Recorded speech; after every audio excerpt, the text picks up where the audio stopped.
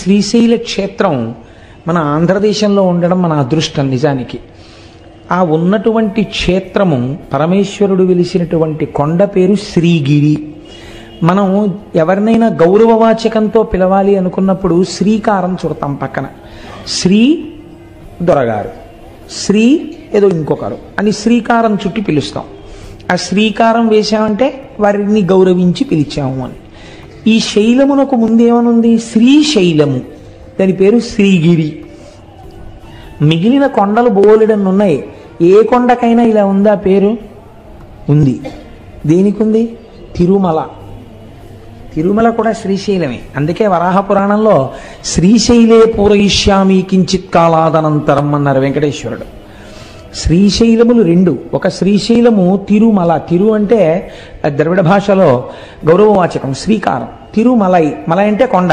శ్రీశైలము సంస్కృతంలోకి చెప్తే ఇది శ్రీశైలము. అక్కడ కరచరణాదులతో ఉన్నాడు, ఇక్కడ లింగమూర్తిగా ఉన్నాడు, రూపరూపిగా ఉన్నది ఒక్క పరమాత్మే, రెండుగా భాషిస్తున్నాడు. ఇక్కడ ఉన్నటువంటి శ్రీశైలము, ఆ కొండ పేరు శ్రీగిరి. ఈ శ్రీగిరి అన్న పేరు ఎందుకు వచ్చింది అంటే దాని గురించి స్థల పురాణం ఒక మాట మాట్లాడింది. ఒక భక్తురాలు నేను ఈ కొండగా మారాలని కోరుకున్నది కాబట్టి ఆమె శైలముగా మారినది అని కాదు. దాని యొక్క తాత్వికమైన రహస్యం వేరు. కొన్ని పరమ పవిత్రమైనటువంటి కొండలు ఉంటాయి. ఈశ్వరుడు కోరి కోరి అక్కడ స్వయంభూగా వెలుస్తాడు. అలా వెలియాలంటే అది ప్రాకృతముగా ఉన్నటువంటి కొండ కాదు, దాని యందు ఏదో శక్తి ఉండాలి. మీరు చూడండి, మనకి ఒక మాట మాట్లాడుతుంటారు, శిలాభోగం స్థలాభోగం అంటారు. శిలాభోగం అంటే ప్రపంచంలో ఎన్నో శిలలు ఉంటాయి. ఏదో ఒక శిలని పట్టుకొచ్చి ఒక ఆయన చెక్కుతాడు, ఓ గుళ్ళో పెడతాడు. దానికి ఎన్ని అభిషేకాలో ఎన్ని పూజలో అది మూర్తి అయిపోయింది, శిలాభోగం. అంతకన్నా గొప్ప మూర్తిని చెక్కి ఇంకో గుళ్ళో పెడతారు, ఆ గుళ్ళోకి వెళ్ళేవాడు ఉండడం. శిలాభోగం అంటే దానికి లేదా అదృష్టం రారు ఇక్కడికి భక్తులు అంటారు. స్థలాభోగం, మీరు కొన్ని కొన్ని స్థలాలు చూడండి, మహాత్ములు అడుగుపెట్టిన వేళా విశేషం ఏమిటో తెలియదు కానీ నేను విశాఖపట్నంలో చూశాను అలాంటి ఇల్లు. ఒక ఇల్లు ఉండేది, అంటే మా బంధువులే ఉండేవారు అందులో, అందుకని నాకు తెలుసు. చీకటి గుహ ఎలా ఉంటుందో గదులు అలా ఉండేవి ఆ ఇంట్లో. అంత చీకటి, అంత అలా ఉండేవి ఆ గదులన్నీ కూడాను. కానీ ఆ ఇంట మంగళతోరణం కట్టి మళ్ళీ మంగళతోరణం ఎండిపోయింది తీయడానికి టైం ఉండేది కాదు, మళ్ళీ తోరణం కట్టించేవారు. ఎప్పుడూ శుభమే. ఆ ఇంట్లో ఎంత చిత్రం అంటే ఏదైనా శుభకార్యం జరగట్లేదంటే ఆ ఇంటికి వెళ్ళి ఓ 4 రోజులు ఉంటే శుభకార్యం అయిపోయేది. స్థలాభోగం, మీరు ఏమని చెప్పగలరు దానికి? స్థలాభోగం అనాలంతే. అంటే ఆ ఇంటికి ఏదో మహత్తరమైనటువంటి ఓ పెంకో ఏదో వచ్చేసింది అనమాట. ఆ స్థలం అటువంటిది. మనకి తెలియదండి ఒక్కొక్కసారి ఆ స్థలం అంత శక్తివంతమైందని మనం కనిపెట్టలేము, పెద్దలైతే కనిపెడతారు. శంకరాచార్యుల వారు పాదచారి అయి నడుస్తున్నప్పుడు ఒకానొక చోట వారు ఎండ నుంచి సేద తీరడం కోసమని కూర్చున్నారు. మంచి రోహిణీ కార్తె. అటువంటి సమయంలో ఒక కప్ప నీటిలోకి దూకలేకపోయింది, ఆ ఎండకి శోషించిపోయింది. పక్కన పుట్టలో ఒక పెద్ద నాగుపాం ఉంది. ఆ నాగుపాం పాకుతూ వచ్చి కప్పని మింగుతుందని శంకరాచార్యుల వారు చూస్తున్నారు. అది పడగ పట్టి ఆ పడగ నీటిలో కప్పకి విశ్రాంతినిచ్చింది. విశ్రాంతి తీసుకున్న కప్ప నీటిలోకి దూకింది. వెంటనే శంకరాచార్యుల వారు అంతర్ముఖులై చూశారు. ఒక నాగుపాం కప్పకి ఎందుకు పడగ పట్టింది కాబట్టి స్థలానికి ఏదో ప్రాముఖ్యత ఉండాలి అని. అప్పుడు వారు లోపల అంతర్ముఖులై చూస్తే అది ఋష్యశృంగ మహర్షి తపస్సు చేసిన ప్రదేశం. అందుకే అక్కడ జీవులకు ఒకదాని పట్ల ఒకదానికి శత్రుభావన లేకుండా చెనకకుండా అంత సంతోషంగా కలసిమెలసి ఉంటున్నాయి. ఇంత పరమ పవిత్రమైన భూమి కనుక ఇక్కడే నేను మొట్టమొదటి పీఠాన్ని పెడతానన్నారు. అదే ఇవాళ మనం ఆరాధన చేసేటటువంటి శృంగగిరి పీఠం కర్ణాటకలో. కాబట్టి స్థలాభోగము ఉన్నదా లేదా? ఉన్నది. శ్రీగిరి అన్నప్పుడు అందులో శ్రీ శకార రకార ఈకారములు ఉన్నాయి. శకార రకార ఈకారములుంటే శ్రీమాత అని ప్రారంభమైంది లలితా సహస్రనామం. ఆ 3 అక్షరాలు బ్రహ్మశక్తి, విష్ణుశక్తి, రుద్రశక్తి, ఈ 3 శక్తుల్ని తెలియచేస్తాయి. ఈ 3 శక్తులు ఉన్నటువంటి కొండ, ఈ 3 శక్తులు మమేకమైన శక్తి రూపిణి భ్రమరాంబిక, అందుకని శక్తిపీఠం. ఇప్పుడు ఆ కొండ మీద అడుగు పెట్టిన వాడికి సరస్వతీ కటాక్షం కావాలా, లక్ష్మీ కటాక్షం కావాలా, జ్ఞానం కావాలా? నువ్వు అడగక్కర్లేదు, నోరు తెరిచి నీకేది కావాలో అది ఆ కొండలోంచి ప్రసరిస్తుంది. అంత శక్తివంతమైన స్థలం అది, అంత శక్తివంతమైన కొండ ఆ కొండ. అందుకే శంకరాచార్యులు వారు యోగరత్నావళి స్తవంలో ఓ మాట అంటారు, శ్రీశైల శృంగే వివిధ ప్రసంగే శేషాద్రి శృంగే సదా వసంతం తమర్జునం మల్లిక పూర్వమేనం శ్రీశైల శృంగ కుహరేషు కదోపలప్స్యే గాత్రం యదామలతాః పరివేశయంతి కర్ణే యదాః విరచయంతి ఖగాశ్చ నీడాస్ అంటూ సిద్ధిం తథావిధ మనోవిలయం సమాధౌ అన్నారు. శ్రీశైలంలో తొందరగా మనస్సు లయమైపోతుంది అంటారు. అక్కడికి వెళ్ళి జపం చేసుకుందాం అనుకున్న వాళ్ళకి అక్కడికి వెళ్ళి కూర్చుని మాకు ఒక ఆఫీసర్ గారు ఉండేవారు. ఇప్పుడు నాకు పుష్పమాల వేశారే, ఆ వారు చేసిన ర్యాంక్కి సమానమైన ర్యాంకు, ఆ డిప్యూటీ మేనేజర్ క్వాలిటీ కంట్రోల్ అని మా ఆఫీసులో ఒక పరమ గౌరవనీయమైన పదవి, ఒక జిల్లా స్థాయి అధికారి. ఆయన పేరు అరుణ జటేశ్వరుడు, చాలా గొప్ప పేరు, ఎక్కడ ఉండదు అసలు. ఆయనే అరుణ జడాయ్ అని పిలుస్తుండేవారు. ఆయన పరమభక్తుడైన ఆయన శ్రీశైల క్షేత్రానికి వెళ్ళి భ్రమరాంబ అమ్మవారి దేవాలయపు గోడల దగ్గర కూర్చుని రుద్రాన్ని పారాయణ చేసి వస్తుండేవారు. అందుకే మహానుభావుడు ఒక పువ్వులా పనిచేసి ఒక పువ్వులా వెళ్ళిపోయారు ఆయన. మొన్ననే నాకు ఫోన్ చేశారు, ఈ మాట ఎప్పుడైనా వీలైతే ఒకసారి సభకి పిలిపిస్తాను వారిని, ఒకసారి రండి చెన్నై నుంచి అని. నేను ఎందుకు ప్రస్తావన చేశానంటే అక్కడ తొందరగా మనస్సు లయం అవుతుంది. సిద్ధిం తథావిధ మనోవిలయం సమాధౌ గాత్రం యదాహమలతాః పరివేశయంతి అంటారు శంకరాచార్యుల వారు. మీ మనస్సు లయమైపోతే మీకు బాహ్య ప్రపంచంతో సంబంధం ఉండదు. మీకు బాహ్య ప్రపంచంతో సంబంధం లేదు అని ముందు ఎవరు నమ్మాలి? తీగలు నమ్ముతాయి. తీగలు నేను వెళ్ళిలా కూర్చున్నా నన్ను చుట్టుకో, వీళ్ళు లేచి వెళ్ళిపోతాడని చుట్టుకోదు. కానీ ఒక కర్రపుల్ల ఇలా ఉందనుకోండి, తీగ వచ్చి చుట్టుకుంటుంది. అలాగే శ్రీశైలమునందు తొందరగా సమాధిలోకి వెళ్ళిపోతారు కాబట్టి అక్కడ తీగలు అల్లుకుని ఉంటాయిట. ఎన్ని ఓషధులకు ఆలవాలము శ్రీశైల పర్వతం. అసలు అన్నింటికన్నా ఆశ్చర్యం అండి, శ్రీశైలానికి దగ్గరలో ఒక క్షేత్రం ఉంది, అక్కడ అమ్మవారు ఉన్నారు, సిద్ధేశ్వరం అనుకుంటాను నాకు జ్ఞాపకం ఉన్నంత వరకు. మీరు అమ్మవారికి బొట్టు పెట్టచ్చు. అక్కడ మీరు అమ్మవారికి కుంకుమ బొట్టు పెడితే శిలామూర్తిగా ఉండదు, నుదురు మెత్తగా తగులుతుంది, వేలు పెట్టినప్పుడు మీ ఒళ్ళు పులకరిస్తుంది.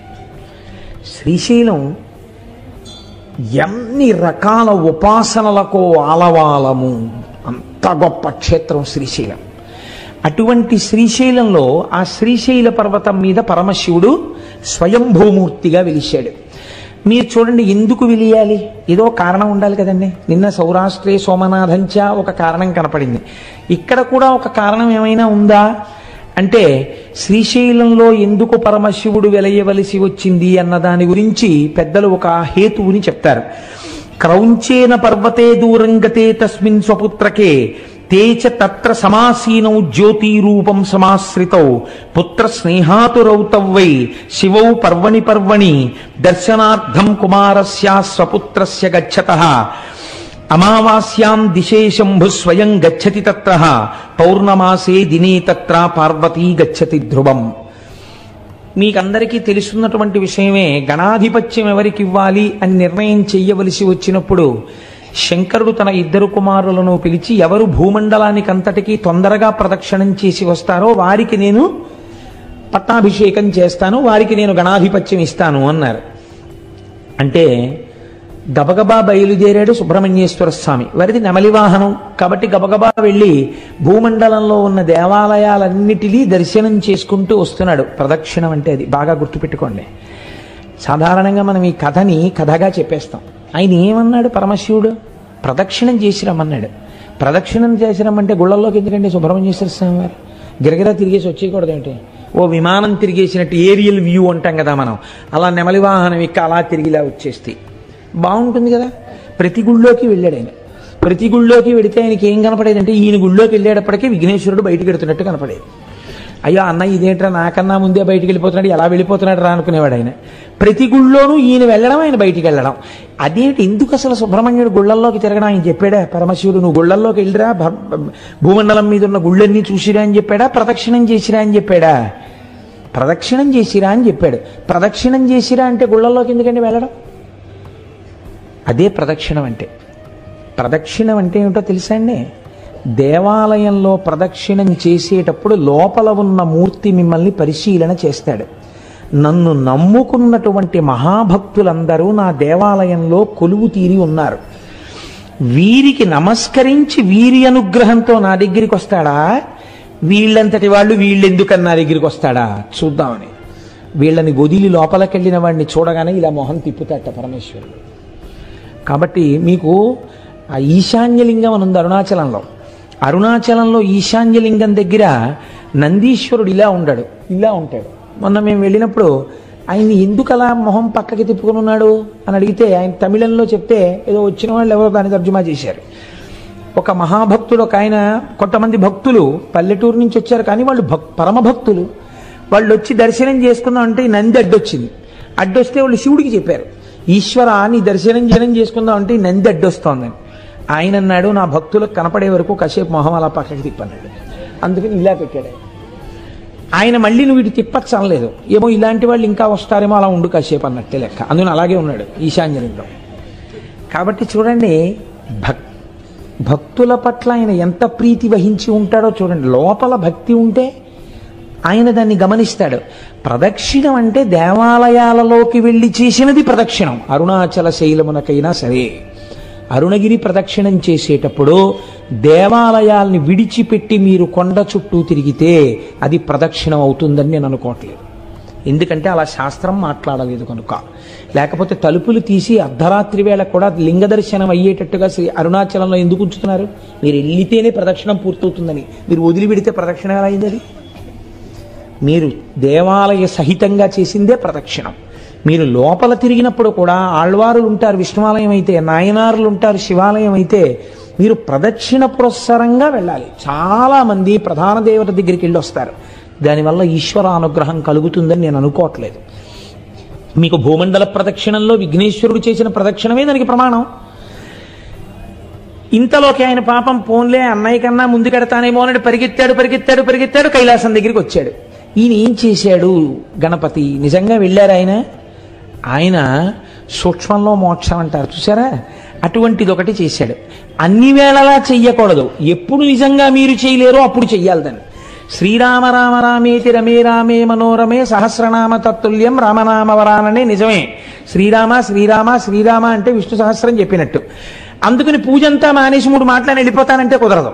నిజంగా మీకు అంత టైం లేని పరిస్థితి వచ్చినప్పుడు శ్రీరామ శ్రీరామ శ్రీరామనమని.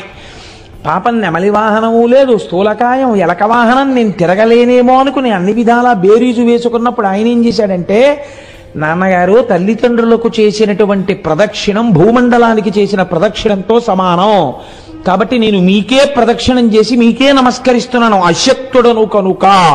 ఈయన అశక్తుడే, అలా సుబ్రహ్మణ్యుడితో సమానంగా వెళ్ళడానికి ఎవరు అంగీకరించాలి? సర్వజ్ఞుడైన శంకరుడు అంగీకరించాలి. ఈ బుద్ధి కుశలత ప్రదర్శించాడు, గణాధిపత్యం ఇచ్చారు. చిన్నపిల్లలకి మంకుతనం ఉంటుంది కదండి, అందులో నువ్వు ఓడిపోయావురా అన్నారనుకోండి చాలా బాధగా ఉంటుంది. అంతవరకు ఎందుకంటే ఓ బస్సులో ఆడపిల్లలు మగపిల్లలు కలిసి వెళ్తున్నప్పుడు అంత్యాక్షరి పెట్టి గెలిచారని మగపిల్లలకి ప్రైజ్ ఇస్తే పెద్ద అలరైపోతుంది. ఆడపిల్లలకి ఇస్తే మగపిల్లలందరూ మొహాలు ముడిచేసుకున్నారు మేము మనం వెళ్ళినప్పుడు. అంటే అదో ముచ్చట అనుకోండి. ఎందుచేత అంటే ఓడిపోయావు అనేటప్పటికీ అది జీర్ణం కాదు, ఆ మాట వాళ్ళు అంగీకరించలేరు. అందుకే మనం ఇంగ్లీష్లో దానికి ఒక చమత్కారమైన మాట రన్నర్స్ అప్ అని పెట్టారు. ఏమిటో అంటే ఓడిపోయిన వారు అని అనకుండా ఇదేంటి, వీరిని గెలిచిన వారు వారు, వారిని గెలిపించిన వారు వీరు అని ప్రైజ్ ఇచ్చారనుకోండి బహుశా సంతోషిస్తారేమో, ఓ మర్యాద ఉంది కాబట్టి. కనుక ఇప్పుడు సుబ్రహ్మణ్యుడు ఓడిపోయాడు, పెద్ద ఆయన గెలిచాడు, అందుకని వాడికి నేను పట్టాభిషేకం చేస్తున్నాను రా అన్నారు. అంటే అది అంగీకరించలేని అజ్ఞాని సుబ్రహ్మణ్యుడు కాడు. కానీ నాన్నగారు ఎలా అయినా ఈ ధర్మ సూక్ష్మం ఒకటి ఉంది శాస్త్రంలో అని చెప్పేసి అంగీకరించేసి ఆ అన్నయ్యకి చేసేశారు. అన్నయ్యకి చేసేశారని ఆయన బాధ కాదండో, అన్నయ్యకి చేసేశారని బాధ అయితే రావణాసురుడు కుబేరుడి మీద యుద్ధానికి వెళ్ళినట్టు యుద్ధానికి వెళ్ళాలి. ఆయనకి అది కాదు బాధ, ఓటమి వలన కలిగినటువంటి చిన్ని అక్కసు. చంటి పిల్లాడు కదండి సుబ్రహ్మణ్యుడు అంటే, ఆ మాత్రం లేకపోతే అందమే ఉంటుందండి పిల్లల దగ్గర. 70 ఏళ్ళు వచ్చినా పిల్లాడు అమ్మ దగ్గరికి వెళ్ళినప్పుడు అమ్మే, నాన్నగారి దగ్గరికి వెళ్ళినప్పుడు నాన్నగారే. పిల్లలు తల్లిదండ్రుల దగ్గర అలాగే ఉంటారు. అందుకని చిన్న కోపం వచ్చి నేను వెళ్ళిపోతున్నానని వెళ్ళిపోయాడు. ఎక్కడికి వెళ్ళిపోయాడు? ఎక్కడికి వెళ్ళిపోయినా తెలుస్తుంది వాళ్ళకి తెలియదు ఏమిటి, సర్వజ్ఞులు పార్వతీ పరమేశ్వర్ల. కనుక చూశారు ఎక్కడికి వెళ్ళాడు వీడని. ఇంట్లో ఫంక్షన్ అయిపోయింది, పట్టాభిషేకం. ఓసారి వీడి దగ్గరికి వెడదాం రమ్మని కబురు చేశారు. రే నాన్న వచ్చి, అదేమిట్రా, నేను రాను అన్నాడు. పిల్లలు చూడండి మూతి పుడుచుకుని మీద ఎక్కి కూర్చుంటారు. నేను రాను ఇంట్లోకి అంటారు. తండ్రి 2 రెక్కలు ఎత్తి తీసుకొచ్చేయగలడు ఇంట్లోకి, కానీ అలా తీసుకురాడు.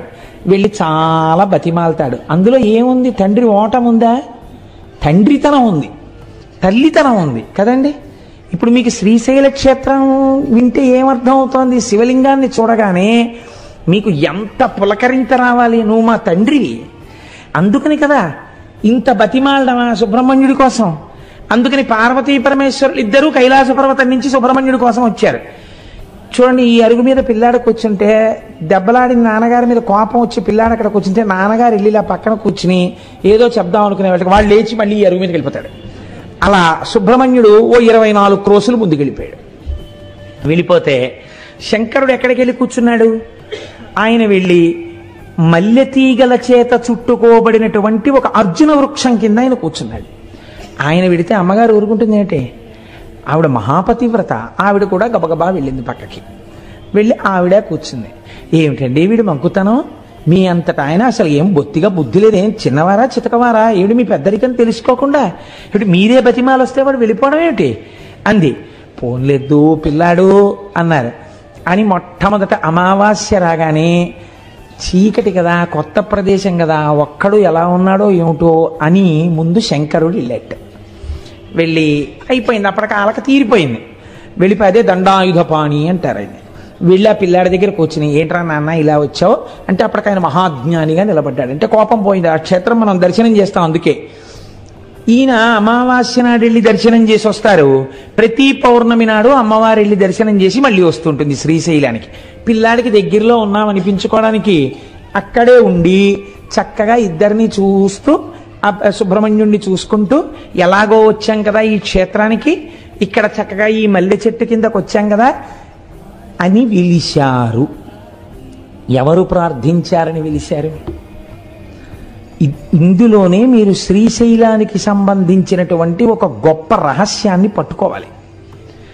సుబ్రహ్మణ్యుడు అలిగితే తండ్రితనం చూపించి వచ్చాడైన, సుబ్రహ్మణ్యుడు అలిగితే తల్లితనం చూపించి వచ్చాడైన.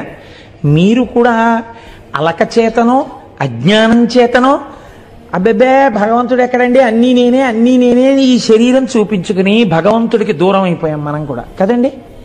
ఇలా దూరం అయిపోయిన వాళ్ళు ఎవరైనా ఉంటే వాళ్ళ దగ్గరికి నేనే వెళ్ళిపోతానని చెప్పొచ్చి ఆయన శ్రీశైలంలో కూర్చున్నాడు.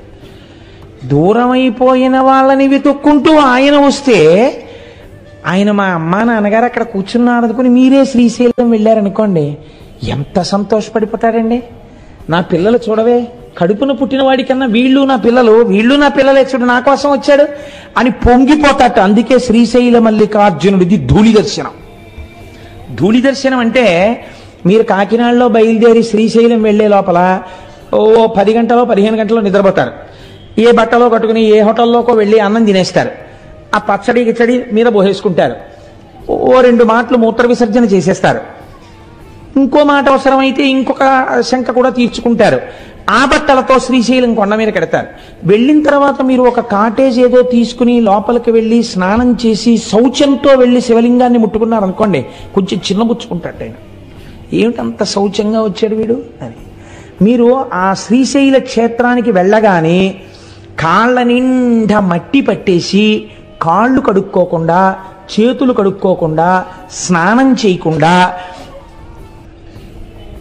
పూర్తి చేసుకున్న శరీరంతో అనగా దూరదేశం నుంచి వెళుతున్నారనుకోండి, ఎంత అశౌచం అండి. మరి మలమూత్ర విసర్జన చేసిన శరీరం ఎంత అశౌచంతో కూడుకున్నది. పైగా మీరు కొంతసేపు నిద్రపోయారు బస్సులో రైల్లో, నిద్ర ఎంత అశౌచం వస్తుంది. ఎందుకంటే కొన్ని శరీరంలోంచి విసర్జింపబడవలసినవి బయటికి వస్తాయి. నిద్రపోతే పుసులు కడతాయి కళ్ళు. ఇటువంటివన్నీ ఏర్పడినప్పుడు మళ్ళీ స్నానం చేసి కానీ దేవాలయంలోకి వెళ్ళకూడదు.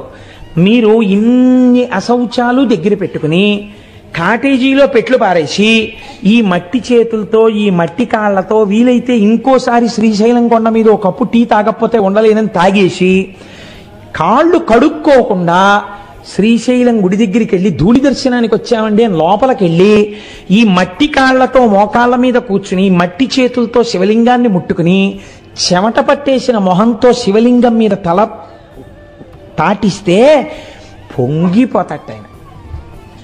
వీడు రానా కొడుకంటట, సర్వకామ్య సిద్ధినిస్తట. దీన్ని ధూళి దర్శనం అంటారు శ్రీశైలంలో. శ్రీశైలంలో మీరు అందుకే దేవాలయం దగ్గరికి వెళ్ళి ఫలానా చోటు నుంచి వచ్చామండి, ధూళి దర్శనానికి వచ్చామంటే లోపలికి వెళ్ళిపోండి అంటారు. నేను ఎన్నో మాటలు శ్రీశైలంలో అలా ధూళి దర్శనం చేశాను. కాబట్టి ధూళి దర్శనం శ్రీశైలంలో చెయ్యాలి. ఎందుకు చెయ్యాలి అంటే, ఉదాహరణకి అంటే మీకు అర్థం అవడం కోసం చెప్తున్నాను సుమండి. 10 మాటలు కోటేశ్వరరావు ఎందుకు స్వవిషయం ప్రస్తావన చేస్తాడు అని మీరు అనుకోకండి. నా కొడుకు ఎక్కడో దూరంగా ఉండి చదువుకుంటున్నాడు అనుకోండి, ఒక రాత్రంతా బెర్త్ మీద నిద్రపోయి ముందు రోజు 3 గంటలకి రైలు ఎక్కి ఏ రైల్వే స్టేషన్లో కనపడినటువంటి పదార్థమో ఎడం చేతిలో పెట్టుకుని కుడి చేత్తో తినేసి అవన్నీ మీద పడిపోయిన చట్నీ మరకలతోటి ఆ చెమట పట్టేసిన మొహంతోటి ఆ రైలు దిగి అనుకోకుండా వాడి ఇంటికి వచ్చి తలుపు కొడితే నేను వెళ్ళి ఇలా తలుపు తీశాను అనుకోండి, తలుపు తీస్తే నా కొడుకు కనపడ్డాడు అనుకోండి, ఏమిట్రా ఇలా వచ్చావు అనుకోకుండా అన్నాను అనుకోండి, నాన్నగారండి నాకు గత వారం మీరు కల్లోకి వచ్చారు నాన్నగారండి, అందుకని 2 రోజులు అనుకోకుండా సెలవులు వచ్చాయి, ఇక్కడ ఏదో స్థానికంగా ఎన్నికలు జరుగుతున్నాయి సెలవులు ఇచ్చారు, మిమ్మల్ని చూడాలనిపించి వచ్చేసాను నాన్నగారండి అన్నాడు అనుకోండి. అని నా కొడుకు నన్ను గట్టిగా పట్టుకున్నాడు అనుకోండి, నేను కూడా పుత్రగాత్ర పరిష్వంగం అని సంతోషంగా వాడిని నాన్న కల్లోకి వచ్చావా ఇంత కష్టపడి అని కౌగిలించుకుంటానా, దూరం స్నానం చేసిరా అంటానా? కౌగిలించుకుంటానంతే. తండ్రిగా మీకే ధూళి దర్శనం ఉంది కదండి. అంత దూరం నుంచి వచ్చిన కొడుకుని చూడగానే మురిసిపోయి కౌగిలించుకుంటున్నారే. శ్రీశైలలింగమునందు తండ్రితనం ఉంది. అందుకే మీరు అడిగారని రాలేదు, మీకోసం ఆయన వచ్చాడు. జగత పితరౌ వందే పార్వతీ పరమేశ్వరవు ప్రతిరోజు వస్తాడు. అసుర సంధ్య వేళలో భూమండలం మీది నుంచి వెడుతుందిట నందివాహనం. అందుకే ఆ సమయమునందు చెయ్యకూడని పనుల జాబితా కొన్ని చెప్పింది శాస్త్రం. మీరు భాగవతంలో విన్నారు, పునః ప్రస్తావన అక్కర్లేదు. అటువంటి సమయంలో శ్రీశైల పర్వతం మీద మాత్రం ఒక్కసారి దిగుతాట పరమాత్మ. అంత పరమ పవిత్రమైన సమయంలో మీరు శ్రీశైలంలో ఉండి నిజంగా శ్రీశైల దేవాలయంలో కూర్చుని ఆ సమయంలో శివాష్టోత్తర శతనామ స్తోత్రాన్ని మీరు చదువుకుంటున్నారు అనుకోండి. చదువుకుంటుంటే అక్కడ దిగిన పరమాత్మ ఎంత పరవశించిపోతాడు. ఇన్ని పేర్లు పెట్టి నన్ను పిలుస్తున్నాడు రావిడని. గుళ్ళో అక్కర్లేదు, మీరు ఏ కాటేజ్లో కూర్చుని చదివినా సరే మీ జన్మ చరితార్థం అయిపోయినట్టే. అందుకే శ్రీశైలంలో వెలిసినటువంటి పరమాత్మ ఒకరి ప్రార్థన చేత వెలియలేదు, స్వయంభూగా తనంత తాను వెలిశాడు. ఎందుకు వెలిశాడు? మీకు నాకు తల్లిగా తండ్రిగా వెలిశాడు ఆయన. అందుచేతనే అక్కడ ధూళి దర్శనం ఇచ్చాడు. అందరికన్నా చేతకాని వారెవరో వారి చేత పూజలు అందుకుంటాడు. తెలుసా అండి? ఇప్పుడంటే లేదండి, ఇప్పుడు ఒక్కొక్కటి మోడర్నైజ్ అయిపోయి దేవాలయాలు కూడా కొంచెం ఇదిగా ఉంది. కానీ నేను ఒకనొకప్పుడు ఇంటర్మీడియట్ చదువుకునే రోజుల నుంచి, అనగా ఇంచుమించు 1973-75 ప్రాంతాల నుంచి శ్రీశైలం వెళ్ళినటువంటి సందర్భాలలో సుప్రభాత దర్శనం కోసమని వెంపర్లాడి పరిగెత్తేవాడిని. ఆ రోజుల్లో చెంచులు వచ్చేవారు. చెంచులు వచ్చి ఎంతంత డప్పు నిజంగా. నేను నా భార్య నా పెళ్ళయిన తర్వాత కూడా అస్తమానం శ్రీశైలం వెళ్ళేవాళ్ళం. పెద్ద డప్పులు, ఇంతంత డప్పులు పట్టుకొచ్చి పెట్టుకుని అర్చక స్వాములు ప్రాతస్మరామిగ ననాద మనాద బంధుం సింధూరపూరప దిశోభిత గండ యుగ్మం ఉద్దండ విఘ్న పరిఖండ నచండ దండ మాఖండలాదిసురనాయక బృందవంద్యం అన్న సుప్రభాతం చదివి తెర తీసి శివలింగ దర్శనం అయ్యే ముందు ఎవ్వరూ చూడకండి, ముందు దర్శనం నందికే నందికే నందికే అని చెప్పేవారు. తెర తీయగానే నిజంగా ఈ చెంచులు ఆనందంతో వాయించేవారు. వెన్నుపాములోంచి పులకరింతలు వచ్చేసేవి నిజంగా ఆ వాయిద్యాలు వింటుంటే. అంత సంతోషంతో మల్లన్న మల్లన్న ఓ చెవిటి మల్లన్న మల్లన్న మల్లన్న ఓ చెవిటి మల్లన్న నడిచేవారు. ఆయనకు అదో పేరండి, చెవిటి మల్లన్న నరిస్తే పొంగిపోతాట. శ్రీశైలం వెళ్ళి భగవంతుడికి ఏమైనా మంచి పేర్లు ఉంటాయి. ఓ శివ అంటారు, ఓ శంకర అంటారు. చెవిటి మల్లన్న ఏమిటండి? అక్కడికి వెళ్ళోసారి ఓ చెవిటి మల్లన్న విన్నావా అంటే పొంగిపోతాట ఆయన. ఆయనకు అదో పేరు శ్రీ మల్లికార్జునుడికి. ఎక్కడైనా విన్నారా మీరు ఇటువంటి చేష్టితం? ఏమిటి సౌలభ్యం పరమాత్మది అంటే, ఒక భక్తుడొకడు నువ్వు నన్ను రక్షించి కాపాడు సుమా అన్నాడు. ఏమీ తెలియని అమాయకపు భక్తుడు. అలాగే ఉంది శివలింగం. బయటికి వచ్చి మళ్ళీ చెప్పాడు, నేను చెప్పింది విన్నావా, నిన్ను నమ్ముకుని వచ్చాను తండ్రివని, చెయ్యాలి సుమా అన్నాడు. అలాగే ఉంది శివలింగం. విన్నాడా అని అనుమానం వచ్చింది. లోపలికి జనం వెళ్తున్నారు వస్తున్నారు, నేను చెప్తున్నాను విన్నాడంటావా, ఓ చెవిటి మల్లమ్మా విన్నావా అన్నాడు. వెంటనే బాబాయ్ వీడు ఇంకో మాట అనకుండా తీర్చేద్దామని ఆ కోరిక తీర్చేసేట. అప్పటి నుంచి ఇప్పటి వరకు చెవిటి మల్లమ్మ అన్న బాబాయ్ విన్నాను రో అంటట. తండ్రిని చూడండి మీరు, తండ్రి మహాప్రాజ్ఞుడు, అందరి చేత నమస్కరింపబడేవాడు, లోకపూజితుడు. అటువంటి తండ్రి కుర్చీలో కూర్చుని ఉంటాడు.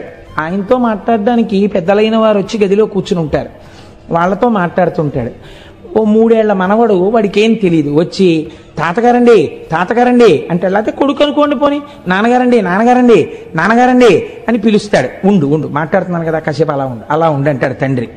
వాడు చూసి తండ్రి ఎంతకీ వింటలేదని ఆ కుర్చీ మించి మెల్లిగా ఏదో కొండెక్కేసినట్టుగా పొడుగాటి కాలు మించి తొడ మీదకి ఎక్కేసి ఇలా కంఠం పట్టుకు నిలబడితే పడిపోతామని తండ్రి ఇలా వాడి నడుం చుట్టూ చెయ్యేసి పట్టుకుంటే ఆయన చెవులో పెట్టి వేలు, నాన్నగారండి నాన్నగారండి అని ఆయన మొహం పెట్టుకుని ఇలా అడ్డొచ్చేసి, నాన్నగారండి ఉండు నాన్న మాట్లాడుతున్నానా అంటాడు తండ్రి.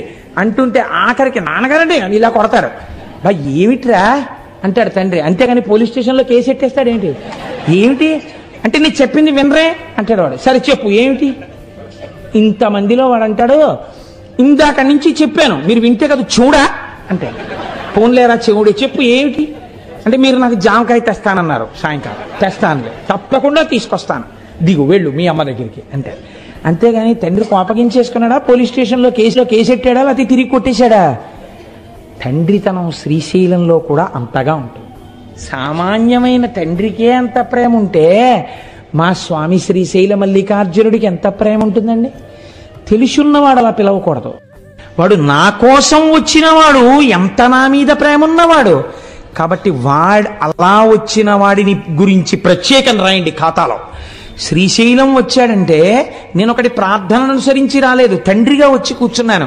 నేను తండ్రినని నా కోసం వాడంత శ్రమపడి డబ్బు ఖర్చు పెట్టుకుని వచ్చాడు, మరి ప్రత్యేకం రాయొద్దు వాడి పేరు.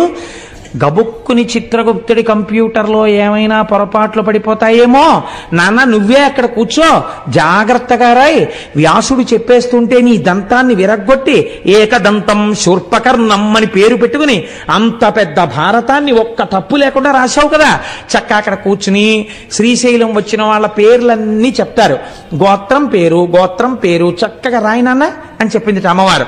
అమ్మవారు ఏం చెప్తే చేస్తారు. ఆ కొడుకులు ఇద్దరు మంచి కొడుకులు, విన్నారు కదా మన మూక పంచశతిలో. అదే మూకశంకరులు అడిగారు, నీకు ఎవరి మీద కావాలమ్మా నీ కారుణ్యం. కొడుకులు ఇద్దరు వృద్ధిలోకి వచ్చేశారు, భర్త మహానుభావుడు లోక పూజితుడు, ఇంకా కారుణ్యం నీ బిడ్డలకక్కల్లా నీ భర్తకక్కల్లా, ఇంకెవరికి మా మీద ఉలకబోసాయన్నారు. అలా అమ్మవారు ఎంత కారుణ్యమూర్తి అక్కడ పెట్టింది ఆయన్ని. నువ్వు రాయిరా అబ్బాయి అయింది. అందుకే మనం రవి సుధాకరవన్నిలోచన రత్నకుండల భూషిణి ప్రవిలమంబుగమమ్మునేలిన భక్త జన చింతామణి అని ఆ భ్రమరాంబికాష్టకం చేస్తూ ఓ మాట చెప్తాం. సాక్షి గణపతి కన్న తల్లివి సద్గుణావతి శాంభవి, మోక్షమొసగెడు కనక దుర్గవు మూల కారణ శక్తివి అని అమ్మా భ్రమరాంబ అని అమ్మవారిని స్తోత్రం చేస్తాం. సాక్షి గణపతిని పెట్టింది అమ్మవారు. అందుకే శ్రీశైలం వెడితే తప్పకుండా సాక్షి గణపతి దగ్గర ఆగాలి, లోపలికెళ్ళి పైకి చెప్పుకోవాలి, ఆత్రేయస గోత్రం కోటేశ్వర శర్మ అని చెప్పాలి. ఆయన టకటకగా రాసేసుకుంటాడు, స్వామి కృతజ్ఞుడను అని బయటికి రావాలి. ఒకవేళ రేపు పొద్దున్న ఉత్తరోత్తర ఏమైనా పొరపాటు పడిపోయినా చీనూరుమై నువ్వు ఇప్పుడు వెళ్ళావు అంటే ఈయనకు అభాన్లో చెప్తాడు, లేదు వాడు వచ్చాడు అని చెప్తాడు. పొంగిపోతారు అమ్మవారు అయ్యవారు. అయ్య బాబోయ్ శ్రీశైలం ప్రత్యేకం తండ్రి కోసం అమెరికా నుంచి వచ్చిన వాడు లాంటి వాడు వీడు, అందుకని 10 మందికి చూపించుకోవలసిన వాడు, వీడి జోలికి మనం వెళ్ళకూడదని వదిలిపెట్టేస్తారు. శ్రీశైల క్షేత్రం అంటే అంత గొప్ప క్షేత్రం. అటువంటి క్షేత్రము అదైతే మీకు ఇప్పుడు శ్రీశైలం వెడితే ఏమిటి ఉండాలి బాగా ఆలోచించండి. శ్రీశైలం వెడితే మీరు దేనితో వెళ్ళాలి? శ్రీశైలం నమ్మకంతో వెళ్ళాలి కదండి. నా కోసం మా తల్లిదండ్రులు వచ్చి విడిది చేసిన నెలవిది, అని వెళ్ళాలి. మా అమ్మగారు నాన్నగారు ఉన్నారు లోపల, నేను కాళ్ళు కడుక్కోకపోయినా చేతులు కడుక్కోకపోయినా నేను ఇలా గుళ్ళోకి వెళ్ళేటప్పటికీ మా శివయ్య లేచి ఊరే నాన్న కాకినాడ నుంచి వచ్చావా అని గభాలను పట్టుకుంటాడు. అని పొంగిపోయి వెళ్ళి నాన్నగారండి మీ కాళ్ళకి నమస్కారం అండి అని శివలింగాన్ని పట్టుకుని నమస్కారం చేసేస్తే పొంగిపోయి ఒక్కసారి ఆ తెల్లటి చేతులతో ఆ మణికంకణములతో ఉన్న చేతులతో మీ చేతులు ఆయన పట్టుకున్నట్టుగా భావన చేసి మీరు నమస్కరించి బయటికి రావాలి. దీనికి ఏది ప్రధానం? విశ్వాసం ప్రధానం. కాబట్టి స్వామి అన్నారు శిఖరేశ్వరము అని ఒకటి శ్రీశైలంలో పెట్టారు. ఇక్కడ వచ్చింది తమాషా అంతా. ఈ శిఖరేశ్వరంలో ఏం చేస్తారు అంటే నువ్వులు పట్టుకెళ్ళి నంది యొక్క విగ్రహం దగ్గర పోస్తారు. చరణంది అంటారు. పూర్వకాలంలో చరణంది అని ఒకటి ఉండేది శివాలయాల్లో. మామూలుగా స్థిరనంది అని ఒకటి ఉంటుంది, అది కదలదు. చరణంది అని ఒకటి ఉంటుంది, అది కదులుతుంది. ఆ నంది అది ఎందుకు కదులుతుందంటే పూర్వం ఎందుకు పెట్టేవారంటే చరణందిని, చిన్న నందిని ఒకవేళ పూర్వం ఇంత వైద్య సదుపాయం ఉన్నటువంటి రోజులు కావు, ఏ అర్ధరాత్రి వేళో అపరాత్రి వేళో, అందుకే శివాలయం విష్ణువాలయం ఈ రెండు ఆలయాలు లేని ఊళ్ళు ఉండేవి కావు. ఈ రెండు ఆలయాలు తప్పకుండా ఉండాలి ప్రతి ఊళ్ళో.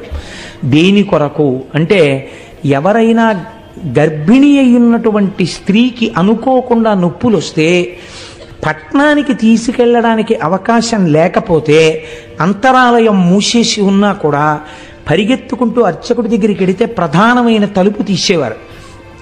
తీస్తే ఈ చరణందిని తిప్పుతారు. ఎటువైపుకి ఈ బాధపడుతున్నటువంటి స్త్రీ ఉందో, గర్భిణీ స్త్రీ ఇల్లు ఎటుందో అటు ఈ నందిని తిప్పుతారు. ఈ చరణంది అటు తిరగగానే అటువైపు బాధపడుతూ ప్రసవం జరగకుండా బిడ్డ అడ్డుపడి ఇద్దరి ప్రాణాలు పోతాయేమో అనుకున్న వాళ్ళకి కూడా ఎందరికో సుఖప్రసవాలు జరిగినటువంటి గడ్డ ఈ గడ్డ. ప్రత్యేకించి త్రిలింగ దేశం ఈ దేశం. అందుకే అనేక శివాలయాలలో చరణందులున్నాయి. శిఖరేశ్వరమునందు కూడా మనం ఈశ్వరుణ్ణి పొందలేకపడుతున్న బాధ నుంచి విముక్తం కావడానికి నువ్వులు వేసి తిప్పుతాం. తిప్పి శ్రీశైల శిఖరం చూడాలి. కానీ యథార్థమునకు ఆ శిఖరము నందిశృంగములలోంచి కనపడదు. మీరు ఇక్కడ భావన చేస్తూ కళ్ళు తెరిచి అక్కడ చూడాలి. ఈ కన్నులు తెరిచి నందిశృంగములలోంచి చూస్తుంటే జేగురు రంగులో ఉన్నటువంటి శ్రీశైల మల్లికార్జునుడి యొక్క ఆలయం మీద ఉన్నటువంటి గోపురం మీద ఉన్న త్రిశూలంతో కూడి మెట్లు మెట్లుగా ఉన్నటువంటి శిఖరం మీకు ఇక్కడ కనపడాలి. పైకి మీకు ఆ చెట్లు అవి ఉన్నట్టుగా ఉండాలి, కానీ కళ్ళల్లో మాత్రం అది కనపడాలి. ఇక్కడ చిత్రం ఇక్కడ కనపడుతూ పైన ఉన్న దాన్ని పక్కకి తీయగలగాలి. అలా ఎవడు తీశాడో వాడికి పునర్జన్మ న విద్యతి. ఇంకా వాడికి పునర్జన్మ లేదు, ఎందుకంటే వాడు అంత ధారణ చేసి ఉన్నాడు కనుక. అందుకే శిఖరేశ్వరం దగ్గర ఒక పరీక్ష పెట్టాడు పరమాత్మ. అమ్మవారు అడిగింది ఒకసారి, ఏమయ్యా పరమాత్మ అంటే అమ్మవారికి తెలియక అడగదండి ఈ విషయాలు, మనకి తెలియ చెప్పడం కోసం అడుగుతుంది. ఏమండి ఏమిటి, శిఖరేశ్వరం దగ్గరికి వచ్చి నందిని తిప్పి చరణందిని ఇలా చూస్తే శిఖరం కనబడితే ఇక పునర్జన్మ లేదా, మోక్షం ఇచ్చేస్తారా? ఎలా ఇచ్చేస్తారండి అలాగే? అలా కుదురుతుందా అని అడిగింది అమ్మవారు. అడిగితే శంకరుడు అన్నాడు కుదురుతుంది, కానీ శ్రీశైలం వచ్చిన వాళ్ళందరికీ అలా ఇవ్వం మోక్షం. ఎవరికి కుదురుతుందో నీకు చూపిస్తాను రా పార్వతి అన్నాడు. ఒక వృద్ధ బ్రాహ్మణ రూపాన్ని ఆయన స్వీకరించారు. ఒక వృద్ధ బ్రాహ్మణిగా పార్వతీదేవి వచ్చింది. ఇద్దరూ ఆ శిఖరేశ్వరం దగ్గరికి వచ్చారు. ఎందరో మెట్లు ఎక్కుతున్నారు, నంది శృంగములలోంచి చూస్తున్నారు, కిందకి దిగిపోతున్నారు. అక్కడే ఒక చిన్న ఊబిని సృష్టించారు. అందులో ఈ వృద్ధ బ్రాహ్మణుడు దిగిపోతున్నాడు. ఆ ఒడ్డున ఉన్నటువంటి వృద్ధ బ్రాహ్మణి అంది, మా ఆయన దిగబడిపోతున్నాడు, నా పసుపు కుంకాలు కాపాడబడాలి కదా, అందుకని ఒక్కసారి ఎవరైనా చెయ్యిచ్చి పైకి లాగండి, నేను వృద్ధురాలను, నా భర్తని పైకి లాగలేకపోతున్నాను అంటే గబగబా వచ్చి చెయ్యి ఇవ్వబోయారు. మీలో పాపం లేని వాళ్ళు పైకి లాగండి అనేటప్పటికీ నాకు పాపం లేకపోవడం ఏమిటి, ఎన్ని దిక్కుమాల పనులు చేశానని వెళ్ళిపోయాడు ప్రతివాడు. అటుగా ఒక వేశ్య కిందకి దిగుతోంది. ఈవిడ వేశ్య అని అందరూ అంటున్నారు. ఆవిడ దిగుతూ వచ్చి నేను లాగుతానమ్మా అని చేయి పట్టుకుంటే ఆవిడంది పార్వతీదేవి, ఏమమ్మా అందరూ మాకు పాపం ఉందని వెళ్ళిపోతుంటే నువ్వు ఒక్కదానివి వేశ్యవి అని వాళ్ళందరూ చెప్తున్నారు, వాళ్ళ పాపముల కన్నా నీ పాపము గట్టిది కదా, నువ్వు ఎలా లాగుతావు నా భర్తని అని అడిగింది. అయితే ఆవిడంది శ్రీశైల శిఖరం దృష్ట్యా పునర్జన్మ న విద్యతే. అమ్మా నేను ఇప్పుడు శ్రీశైల శిఖర దర్శనం చేశాను, శ్రీశైల శిఖర దర్శనం చేత మోక్షం రావాలంటే పాపము లేదు, పుణ్యము లేదు, రెండూ సున్నా అయిపోతే కదా మోక్షం. ఇప్పుడు నా ఖాతాలో పాపం ఎక్కడుందమ్మా? పాపం లేదు, పుణ్యం లేదు, అందుకుని లాగుతున్నానమ్మా, నేను అర్హురాలను అంది. విశ్వాసం నిజంగా ఉన్నది నీకు, ఈవిడికి మోక్షం ఇస్తున్నాను. చూసావా పార్వతి? నంది శృంగములలోంచి చూడడం కాదు, ఇక్కడ ఉన్నది నా తల్లి, ఇక్కడ ఉన్నది నా తండ్రి, వాళ్ళ మాట సత్యం అని నమ్మినవాడెవడున్నాడో వాడికి మోక్షం. కాబట్టి శ్రీశైల క్షేత్రంలో అడుగు పెట్టిన వాడికి ఉండవలసినది మనం మన తల్లిదండ్రుల దగ్గర ఉన్నామన్నటువంటి భావన ఉండాలి. ఈ భావన పరిపుష్టమై మీరు శ్రీశైలము వెడితే మీకు ఎనలేని సౌభాగ్యం అక్కడ కలుగుతుంది. చిత్రం ఏమంటే అక్కడ 5 ధారలు పడుతుంటాయి. హాటకేశ్వరము అని ఒక దేవాలయం. హాటకేశ్వరము చిత్రమైన దేవాలయం. అది ఒక కొత్త కుండ పెంకులో బంగారు లింగము తనంత తాను ఆవిర్భవించింది. ఒక బంగారు లింగము తనంత తాను కుండ పెంకునందు ఆవిర్భవించినటువంటి క్షేత్రము కనుక దాన్ని హాటకేశ్వరము అని పిలుస్తారు. ఇవన్నీ వింటుంటే మీకు ఒకసారి శ్రీశైలం విడితే బాగుండనిపిస్తోందా? పోనీ అలాగే గట్టిగా ప్రార్థన చేయండి, ఏమో ఈశ్వరుడు అనుగ్రహించి వెడతామేమో. కాబట్టి ఆ కుండ పెంకులో ఒక బంగారు లింగం వెలిసినటువంటి క్షేత్రము హాటకేశ్వరము. మీరు ఆ హాటకేశ్వరం దగ్గర మెట్లు బాగా కిందకి దిగి వస్తే పాలధారలు, పంచధారలు అని పడుతుంటాయి. ఇవి సాధారణంగా ఏం చెప్తారంటే, మీరు ఎవరినైనా అడిగితే పాలధారలు అంటే అదిగో చూశారంటే తెల్లగా ఉన్నాయి, అందుకని దీని పేరు పాలధార. అవి ఏమిటో తెలుసా అంటే పంచధారలు అంటే పంచదార కలిపి నీళ్ళల్లా ఉంటాయండి, అందుకని పంచదారలు అంటారు. అలా కాదు, వాటి పేరు పాలధార. అంటే పరమశివుని యొక్క లలాటమునకు తగిలిపడినటువంటి ధార పాలధార.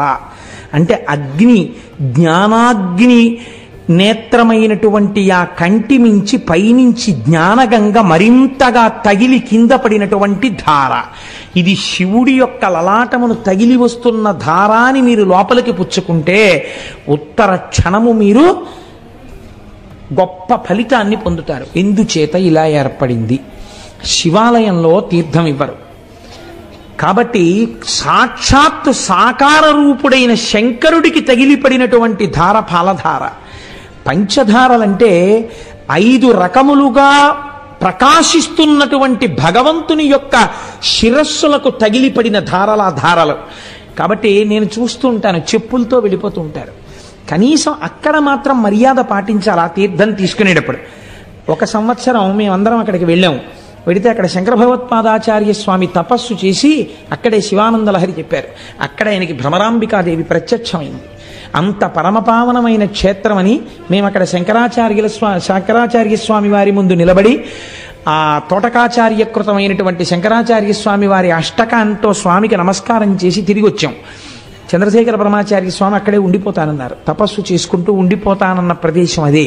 కాబట్టి అంత పరమపావనమైన చోట పంచధారలు పడతాయి. అవి ఒకటి బ్రహ్మధార, ఒకటి విష్ణుధార, ఒకటి రుద్రధార, ఒకటి చంద్రధార, ఒకటి దేవధార. 5 ధారలు అక్కడ పడుతున్నటువంటి పంచధారలు. ఈ పంచధారల్ని స్వీకరించడం సృష్టికర్త, స్థితికర్త, ప్రళయకర్త, మనస్సుకి ప్రచోదనమిచ్చే చంద్రమా మనసో జాతః చక్షో సూర్యో అజాయత, లోకసాక్షులైనటువంటి సూర్యచంద్రులు. ఈ 5 తీర్థములను మీరు అక్కడ తీసుకోవచ్చు. అంత పరమపావనమైనటువంటి క్షేత్రము శ్రీశైల క్షేత్రం. మీరు అక్కడ ఉండేటటువంటి చిత్రం ఏమిటో తెలుసా అండి? శ్రీశైలంలో ఉన్నటువంటి భ్రమరాంబ అమ్మవారి దేవాలయం వెనకాతల నిశ్శబ్దంగా ఉన్నప్పుడు మీరు వెళ్ళి చెవిని బాగా నొక్కి పెట్టి ఉంచి మీరు చాలా జాగ్రత్తగా కళ్ళు మూసుకుని వింటే ఒక తుమ్మెద చేసినటువంటి ఝంకారము వినపడుతుంది. ఇవాళ నేను ఇక్కడికి వచ్చి కూర్చుని గోపాలకృష్ణ గారు మాట్లాడుతున్నప్పుడు నేను ఈ తల్లికి ఎలా ఉంది చూపించా. ఇలా కూర్చోగానే వచ్చింది ఒక కందిరీగా, ఒక తుమ్మెద వచ్చి ఇలా ఝంకారం చేస్తూ ఇలా తిరిగి వెళ్ళిపోయింది. అంటే ఇవాళ ఇక్కడ శ్రీశైల క్షేత్రం గురించి చెప్పుకుంటున్నారు అని అమ్మవారు శ్రీశైలం నుంచి బయలుదేరి వచ్చి వెళ్ళింది అని నేను అనుకున్నాను. అలా నేను దర్శనం చేసి నమస్కరించుకున్నాను. మీతో అన్నాను కదమ్మా, ప్రారంభం చేయకముందే భ్రమరాంబ అమ్మవారు విజయం చేసిందమ్మా అన్నాను. కనుక ఆ తల్లి ఇప్పటికీ భ్రామరీనాదము అంటారు దాన్ని. అక్కడ చేసే అర్చకులు ఎంత జాగ్రత్తగా ఉంటారో తెలుసా అండి? ఇంతంత కుంకం బొట్లు పెట్టుకుని ఉంటారు. అమ్మవారు ఇప్పటికీ ఇలా రెక్కలతో ఉన్నటువంటి తుమ్మెద రూపంతో అలంకారం చేస్తారు ఆ భ్రమరాంబ అమ్మవారిని. తల్లి ముందు శంకరాచార్య స్వామి వారు శ్రీచక్రాలు వేశారు. అక్కడ కూర్చుని నాకైతే ఖచ్చితంగా సత్యం సత్యం పునఃసత్యం అనిపిస్తుంది. ఒక్కసారి వెళ్ళి భ్రమరాంబ అమ్మవారి యొక్క శ్రీచక్రం ముందు కూర్చుని ఏ తల్లైనా కుంకుమార్చన చేస్తే ఎన్ని జన్మలకి కూడా పూర్ణంగా 3 తరాలు చూసి హాయిగా 10 మంది చేత పండు ముత్తైదువా అనిపించుకుని ఎవరింట్లో బిడ్డ పుట్టిన ఆవిడ కట్టి విప్పిన చీర పట్టండని తీసుకెళ్ళి అంత సంతోషపడిపోయేటట్టుగా వాళ్ళ జీవనం నడిచి వృద్ధాప్యంలో హాయిగా భర్త గారి తొడ మీద తల పెట్టుకుని ప్రాణం విడిచిపెట్టగలిగినటువంటి అదృష్టం కలుగుతుంది. దీనికి నేను మీకు ఒక ఉదాహరణ చెప్తాను. మీకు జ్ఞాపకం ఉందో లేదో, నేను భాగవతం చెప్పే రోజులలో ములుగు హనుమంతరావు గారిని హైదరాబాద్ నుంచి ఒక మహానుభావుడు ఇక్కడికి వచ్చారు. వారి భార్య గారికి క్యాన్సర్ వచ్చింది. క్యాన్సర్ వచ్చి హాస్పిటల్లో పెట్టి రేడియం ట్రీట్మెంట్ ఇచ్చారు.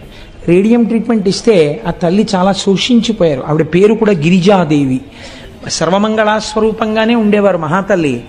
ఆవిడ బాధ భరించలేక ఇంకా ఎక్కువ కాలం ఉండరండి, ఉంచుతారా తీసుకెళ్ళిపోతారా అని అడిగారు. అడిగితే ఆవిడికి తెలిసిపోయింది, ఈ ఉన్న కొద్ది రోజులు నేను మిమ్మల్ని చూస్తూ ఇంట్లో ఉంటాను, నన్ను తీసుకెళ్ళిపోండి అని అడిగారు. అడిగితే ఆవిడ ఇంటికి తీసుకెళ్ళిపోయిన తర్వాత హనుమంతరావు గారు అడిగారు, నీకేమైనా కోరిక ఉందా? ఉంటే నేను తీర్చగలిగినదైతే చెప్పు, నేను ఆ కోరిక తీరుస్తాను అన్నారు. అంటే ఆవిడ అన్నారు, ఒక్కసారి శ్రీశైలం వెళ్ళి మన ఇద్దరం కలిసి మీరు నన్ను ఇంత ఉద్ధరించారు, ఈ జన్మలో నా చిటికిన వేలు పట్టుకుని మీతో కలిసి ఒక్కసారి మల్లికార్జున లింగానికి పుట్టతేనెతో అభిషేకం చెయ్యాలనుంది. శ్రీశైల లింగానికి పుట్టతేనెతో అభిషేకం చేస్తే, పట్టుతేనెతో అభిషేకం చేస్తే గంధర్వగానం వస్తుంది ఉత్తర జన్మలలో అంటారు. ఈ మాట చెప్తే మా దొరగారు ఒకసారి ఏకంగా సీసాల పట్టుతేనె తెప్పించారు ఏజెన్సీ నుంచి. ఒక 100 మందివో ఎంతమందివో వెళ్ళి ఆ పట్టుతేనెతో అభిషేకాలు చేస్తుంటే శ్రీశైలం దేవస్థానం వాళ్ళు చూసి ఆ తేనె మాకు కూడా ఇవ్వండి అని సీసాలతో తీసుకుని దాచుకున్నారు. మేము చేసుకుంటాం అభిషేకం, ఈ తేనె ఉంచండి అని. ఒక్కసారి వెళ్ళి అభిషేకం చేద్దామని అడిగారు ఆవిడ. అడిగితే శ్రీశైలము యొక్క కృప అంటే ఏమిటో మీరు చూడండి. ఆవిడ్ని అలాగే కారెక్కించి శ్రీశైలం తీసుకెళ్లారు హైదరాబాద్ నుంచి. ఆవిడ శ్రీశైల మల్లికార్జునుడి సన్నిధానంలో భర్త గారితో కలిసి అభిషేకం చేసి, పసుపు కుంకాలతో నేను వెళ్ళిపోతాను ఖాయం, ఇన్ని జన్మలకి నేను ఇలాగే పసుపు కుంకాలతో నా భర్త ముఖం చూస్తూ ఆయన తొడ మీద తల పెట్టుకుని ఆయన వంకే చూస్తూ ఆయనతో కలిసి నామం చెప్తుండగా నా నోరు ఆగిపోయినప్పుడు కన్నుల నీరు లేకుండా మీరు నామం పూర్తి చేస్తుండగా పసుపు కుంకాలతో మహాపర్వంలో వెళ్ళాలని కోరిక నా స్వామి తీరుస్తాడని ఆవిడ భ్రమరాంబికాదేవి దగ్గర ఉన్న శ్రీచక్రానికి కుంకుమార్చన చేసి ఇంటికి వచ్చారు.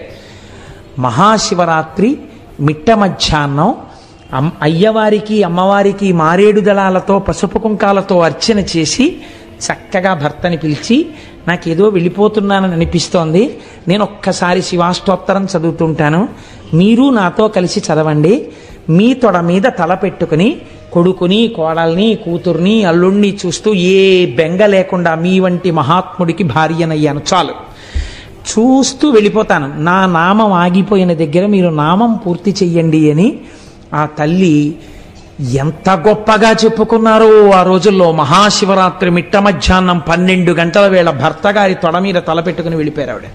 కోరిక తీర్చేశాడు మల్లికార్జునుడు. గిరిజాదేవి ఆవిడ పేరు. నేను ఎందుకు అసలు ఇది చిత్రంగా నాకు ఆలోచనలోకి వచ్చింది ఈ విషయం. నేను ఎందుకు ఈ మాట చెప్తున్నానంటే, ఆ భ్రమరాంబిక అమ్మవారి ముందు ఒక్కసారి కూర్చుని భార్యాభర్తలై ధర్మపదంలో చెరించాలనుకుని చిటికిన వేలు పట్టుకున్నవాడు తప్పకుండా జీవితంలో చెయ్యవలసిన పని అమ్మ దగ్గర కూర్చుని కుంకుమార్చన చేసుకోవాలి. 4 మారేడు దళాలు పెట్టుకెళ్ళి ఆ శివలింగాన్ని ఇలా తడివి అభిషేకం చేసుకోవాలి. తల తాటించి నమస్కరించుకోవాలి. అంత అవకాశాన్ని తల్లిదండ్రులు ఇచ్చినా వినియోగించుకోకపోతే ఎవడు ఉద్ధరించగలడండి? కాబట్టి ఇది మనం వినియోగించుకోవలసినటువంటి గొప్ప క్షేత్రం. అది మన ఆంధ్రదేశంలో ఉండడం మన అదృష్టం. ఆ తల్లి అరుణాసురుడు అనేటటువంటి ఒక రాక్షసుడు బయలుదేరాడు బ్రహ్మగారిచ్చినటువంటి వరాల వల్ల. వాడు లోకములనన్నింటినీ క్షోభింపచేస్తున్నటువంటి సమయంలో భ్రామరీ రూపాన్ని పొందింది తల్లి. భయంకరమైన యుద్ధం చేసిన తర్వాత భ్రామరీ రూపంతో వెళ్ళి ఆవిడ ఆ అరుణాసురుణ్ణి సంహారం చేసింది. ఇప్పటికీ కూడా శాస్త్రంలో ఏం చెప్తారంటే, శ్రీశైల మల్లికార్జునుడు మల్లెపువ్వైతే అమ్మవారు సారగ్రాహి. ఎప్పుడు తుమ్మిది ఎక్కడ తిరుగుతుంది? పువ్వు చుట్టూ తిరుగుతుంది. ఆయన మల్లికార్జునుడు, ఆవిడ భ్రమరాంబికాదేవి. ఎక్కడ శివుడున్నాడో అక్కడ ఆవిడ భ్రమర రూపంతో తిరుగుతుంటుంది. అక్కడ శివుడున్నాడు, పైన శక్తి రూపంతో ఆవిడుంది. అందుకే ఇప్పటికీ ఆ నాదం వినపడుతుంటుంది. ఈ భ్రమరాంబిక అమ్మవారి దేవాలయంలో వచ్చేటటువంటి భ్రామరీ నాదాన్ని రికార్డ్ చేశాయి all India radio, Hyderabad, Vijayawada, Kurnool stations చేసి ఎన్నో మార్లు ప్రసారం చేశారు రేడియోలో. ఇప్పుడు శ్రీశైల క్షేత్రంలో ఉన్న భ్రామరీ నాదాన్ని ప్రసారం చేస్తున్నాం వినండని. ఒక తుమ్మెద ఎగురుతున్నప్పుడు వచ్చినటువంటి ఝంకార ధ్వనులు ప్రసారం అయ్యాయి. ఇది పరమ యథార్థం నేను చెప్తున్నది. ఒక పరమ పవిత్రమైన వేదిక మీద కూర్చుని అబద్ధాలు చెప్పవలసిన అవసరం నాకు లేదు. మీరు కావాలంటే శ్రీశైలం వెళ్ళినప్పుడు అడగండి, ఆకాశవాణి వాళ్ళు దీన్ని ప్రసారం చేశారా? భ్రామరీనాదాన్ని చేశారు. రికార్డింగ్లో కూడా ఎక్కింది అది. అంత గొప్ప భ్రామరీనాదంతో కూర్చుని అమ్మవారు ఇప్పటికీ వింటూ ఉంటుంది. మీరు శ్రీశైలం వెళ్ళినప్పుడు అమ్మవారి వంక చూడండి, కనుగుడ్లు స్పష్టంగా చూస్తున్నట్టు కనపడుతుంటాయి తల్లి. అంత గొప్ప స్వరూపం. నేను చెప్తున్నప్పుడు నాకు కళ్ళల్లో లేత ఆకుపచ్చ రంగు చీరతో అలంకృతమైనటువంటి అమ్మ నాకు అలా కనపడుతుండగా నేను చెప్తున్నాను యథార్థానికి. కనుక ఆ రెక్కలతో అమ్మవారు అలా కూర్చుని ఉంటుంది. ఎదురుగుండా పెద్దవి చిన్నవి శ్రీచక్రాలు వేసి ఉంటాయి. వాటి మీద చక్కగా హడావిడి ఉండదు. బ్యాచ్ వైజ్ పిలుస్తారు. శ్రీచక్రం దగ్గర పట్టేటట్టుగా కూర్చుని చక్కగా మీరు కుంకుమార్చన చేసుకుని అక్కడ కూర్చుని సౌందర్యలహరిలోంచి 4 శ్లోకాలు చదువుకుని, అవిద్యానామంతస్తిమిరమిహిరోద్దీపనగరి జడానాం చైతన్యస్తబకమకరంద శృతిజరి దరిద్రాణం చింతామణిగుణనికా జన్మజలధౌ నిమగ్నానాం దంస్ట్రా మురరిపువరాహస్య భవతి అని అక్కడ కూర్చుని 4 శ్లోకాలు చెప్పుకుని వస్తే జన్మ ధన్యం అయిపోతుంది. అంత గొప్ప స్థితి అక్కడ శక్తిపీఠంగా ఉన్నటువంటి భ్రమరాంబ అమ్మవారు. ఇంకా చాలా ఆశ్చర్యకరమైనటువంటి విషయం, అక్కడ ఉన్నటువంటి స్వరూపాలలో వీరభద్రుడు అని ఒక ఆయన ఉన్నారు. మీరు శ్రీశైల మల్లికార్జున దర్శనం చేసి బయటికి వచ్చి ఎడం పక్కకి వెళ్ళినప్పుడు అక్కడ ఈ వీరభద్రుడు కనబడతాడు. ఆ వీరభద్రుడికి ఉన్నటువంటి గొప్పతనం ఏమిటో తెలుసా అండి? బయలు వీరభద్రుడు అని క్షేత్రపాలకుడు ఒక ఆయన ఉన్నారు. శ్రీశైలంలో ఉన్న వీరభద్రుడి గురించి ఏం చెప్తారో తెలుసా అండి? రక్త సంబంధమైనటువంటి వ్యాధులు శరీరంలో పొటమరిస్తే అటువంటి వారు శ్రీశైల క్షేత్రంలో ఉన్న వీరభద్ర స్వరూపం దగ్గర కూర్చుని ప్రతిరోజు 1 గంట సేపు శివనామాలు చెప్పుకొని కొద్ది రోజులు అక్కడ ఉండి వస్తే ఆ వ్యాధులు నయమైనటువంటి సందర్భాలు ఎన్నో ఉన్నాయి. అక్కడ ఉన్న వీరభద్రమూర్తిలోంచి అటువంటి శక్తి ప్రసారం అవుతుంది అని పెద్దలు చెప్తారు. అక్కడే ఆ తల్లి చంద్రవతి అనబడేటటువంటి ఒక రాజకుమార్తె ఒక భయంకరమైనటువంటి గడ్డు కాలాన్ని ఎదుర్కొంది. తన తండ్రే తనని మోహించాడు. ఆమె పరిగెత్తి శ్రీశైల క్షేత్రాన్ని చేరుకుని కృష్ణానదిని దాటి, ఇప్పటికే పచ్చల బండ అని పిలుస్తారు. అందుకే శ్రీశైల మల్లికార్జునుడే శపించాడని కొందరంటారు, ఆమె శపించిందని కొందరంటారు. ఏదైనా ఇప్పటికీ అక్కడ పచ్చల బండ ఉంది. ఆ పిల్లని తరువుకొస్తున్నటువంటి రాజు వెంటబడ్డాడు. పిల్ల గుళ్ళోకి వెళ్ళిపోయి శివలింగాన్ని చూసి ఆమె లింగం అనలేదు, వీడు మల్లికార్జునుడు అంది ఆమె. అని ఆవిడ ఏం చేసిందంటే చేతిలో మల్లెపూల దండ తీసి చేత్తో పట్టుకుని ఈ మల్లెపూల దండ సిగకి చుట్టుకుని, మల్లికార్జున నేను నీకు ఇవ్వగలిగింది ఇదే, ఇది నీ సిగకి చుట్టుకుని నన్ను కాపాడు అంది. ఉత్తర క్షణం లింగోద్భవమూర్తి అంటారు. ఇక్కడ వరకే కనపడతారు లింగోద్భవమూర్తి. మీరు ఎప్పుడైనా శ్రీకాళహస్తిలో ప్రదక్షిణం చేస్తున్నప్పుడు వెనక గోడ మీద చూస్తే కనపడతాడు లింగోద్భవమూర్తి. ఎప్పుడైనా శివాలయాల్లో పెద్ద పెద్ద గుళ్ళకి వెళ్ళినప్పుడు జాగ్రత్తగా చూడండి, ఉంటారు లింగోద్భవమూర్తి. మొన్న నాతో దేవాలయాలకు వచ్చినప్పుడు నేను అరుణాచలంలో చూపించి చెప్పాను, దీని గురించి నన్ను అడగండి మీకు చెప్తానని. నన్ను ఎవరు అడగలేదు, మర్చిపోయారు, నేను మర్చిపోయాను. కనుక ఆ లింగోద్భవమూర్తి స్వామి వచ్చి నీవు పచ్చల బండవగుదువుగాక అన్నాడు. ఎంతటి దుష్కృత్యము చేశాడో ఇప్పటికీ మనకి నిరూపిస్తూ ఆ రాజు పచ్చల బండ ఇప్పటికీ అక్కడ పడున్నాడు. ఈవిడ ఇచ్చినటువంటి మల్లికా పుష్పముల దండని తన సిగకి చుట్టుకుని మల్లికార్జున అని వేరొక మారు పిలిపించుకున్నాడు స్వామి. కాబట్టి అనేక రకాలుగా ఆయనకు ఆ మల్లికార్జున నామము సుస్థిరమైపోయింది అక్కడ. ఇక్కడే వృద్ధ మల్లికార్జునుడు అని ఒక మల్లికార్జునుడు. ఇది ఒక చిత్రమైన శివలింగం. శ్రీశైలం వెళ్ళిన వాళ్ళు చూసి ఉంటారు. వృద్ధ మల్లికార్జునుడైన ఆ శివలింగం ముడతలు పడిపోయి ఉంటుంది. బాగా జర్జరీభూతమైన శరీరం ఎలా ముడతలు పడిపోతుందో అలా ముడతలు పడిపోయి ఉంటుంది. ఆ ముడతలు కూడా చూడండి బాగా ముసీలి వాళ్ళు అయిపోయిన తర్వాత రక్తం తగ్గిపోతుంది శరీరంలో. ఆ ముడతలు ఇలా దగ్గరగా వచ్చేసి ఉంటాయి. ఈ దగ్గరగా వచ్చేసిన ముడతల దగ్గరికి వెళ్ళి ఇలా మీరు ఎత్తి పట్టుకుని ఇలా అంటే అది అలా నించుంటుంది. ఆ ముడత ఇంకొంచెం యువతలు ఇలా అంటే ఇలా నించుంటుంది, ఇలా నించుంటే ఇలా నించుంటుంది, ఇటుపక్క ఇలా నించోబెడితే ఇలా నించుంటుంది, ఓ 7 అంకెలా నించుంటుంది. మా అమ్మ బాగా వృద్ధురాలు అయిపోయినప్పుడు నేను మా అమ్మ చేయి పట్టుకుని ఆడుకుంటుండేవాడిని. అమ్మ ఇదిగో చూసావా ఎలా నిలబడుతోందో అని. తల్లే కదండి, ఏమిటి నాన్న అని ఇలా అనేది పాపం ఆవిడ. కాబట్టి అలా ముడతలు పడిపోయినటువంటి శరీరం ఎలా ఉంటుందో వృద్ధ మల్లికార్జునుడు కూడా అలాగే ముడతలు పడిపోయి ఉంటాడు. ఈ మల్లికార్జునుడు ఎప్పుడు వెలిశాడు అని మీరు అడిగారు అనుకోండి, దానికి సాధికారికంగా ఏమీ చెప్పరు. కానీ అసలు అక్కడ జరిగినటువంటి విచిత్రం ఒకటి ఉంది. మహీశూర మహారాజు అని ఒక మహారాజు గారు ఉండేవారు. ఆయనకు ఒక కుమార్తె ఉండేది. ఆమె శంకరుడి యొక్క సౌందర్యాన్ని ఉపాసన చేసింది. శంకర సౌందర్యం అంటే మాటలు కాదు. ఈశ్వరుడు భర్తగా కావాలని ఎవరు ప్రకటన చేయరు. కారణం ఏంటంటే సాధారణంగా తండ్రిగా ఉపాసన చేస్తారు ఆయన్ని. కాబట్టి ఆమె శివుణ్ణి మోహించింది. ఏమందగాడంది ఆవిడే. నాకు అలాంటి భర్త కావాలంది. చూద్దాం ఏం చేస్తుందో ఈ పిల్లని. శంకరుడు కల్లోకి వచ్చాడు. మీరు విందురు కానీ ఎదరు అసలు శివస్వరూపం అంటే ఎలా ఉంటుందో చూద్దురు కానీ. అందం పార్వతీ కళ్యాణంలో వస్తుంది, అప్పుడు అవధరిద్దురు కానీ. కనుక ఆయన ప్రత్యక్షమై అన్నాడు, నీకు నన్ను వివాహం చేసుకోవాలనుంటే శ్రీగిరి పర్వతం మీద ఉన్నటువంటి తెల్లమద్ది చెట్టు కింద ఉన్న మల్లె పొదలో ఉన్నాను, రా నిన్ను వివాహం ఆడతానన్నాడు. ఆడపిల్ల కదా, కన్య కదా, వస్తుందా చూద్దామని ఆమె ఒక్కతే వచ్చేసి ఆ చెట్టుని పొదని వెతుకుతోంది. పార్వతీదేవంది, లోకంలో జగత పితరవు వందే పార్వతీ పరమేశ్వరవు అని చెప్తారు, ఈ బుద్ధి ఎప్పటి నుంచి వచ్చింది మీకు అని. అంటే ఆయన అన్నాడు, కాదు ఆమె నన్ను అంత భక్తితో ఆరాధన చేసింది. ఇక్కడ వివాహం అనగా నేను ఆవిడ్ని నాలోకి తీసుకోవడం.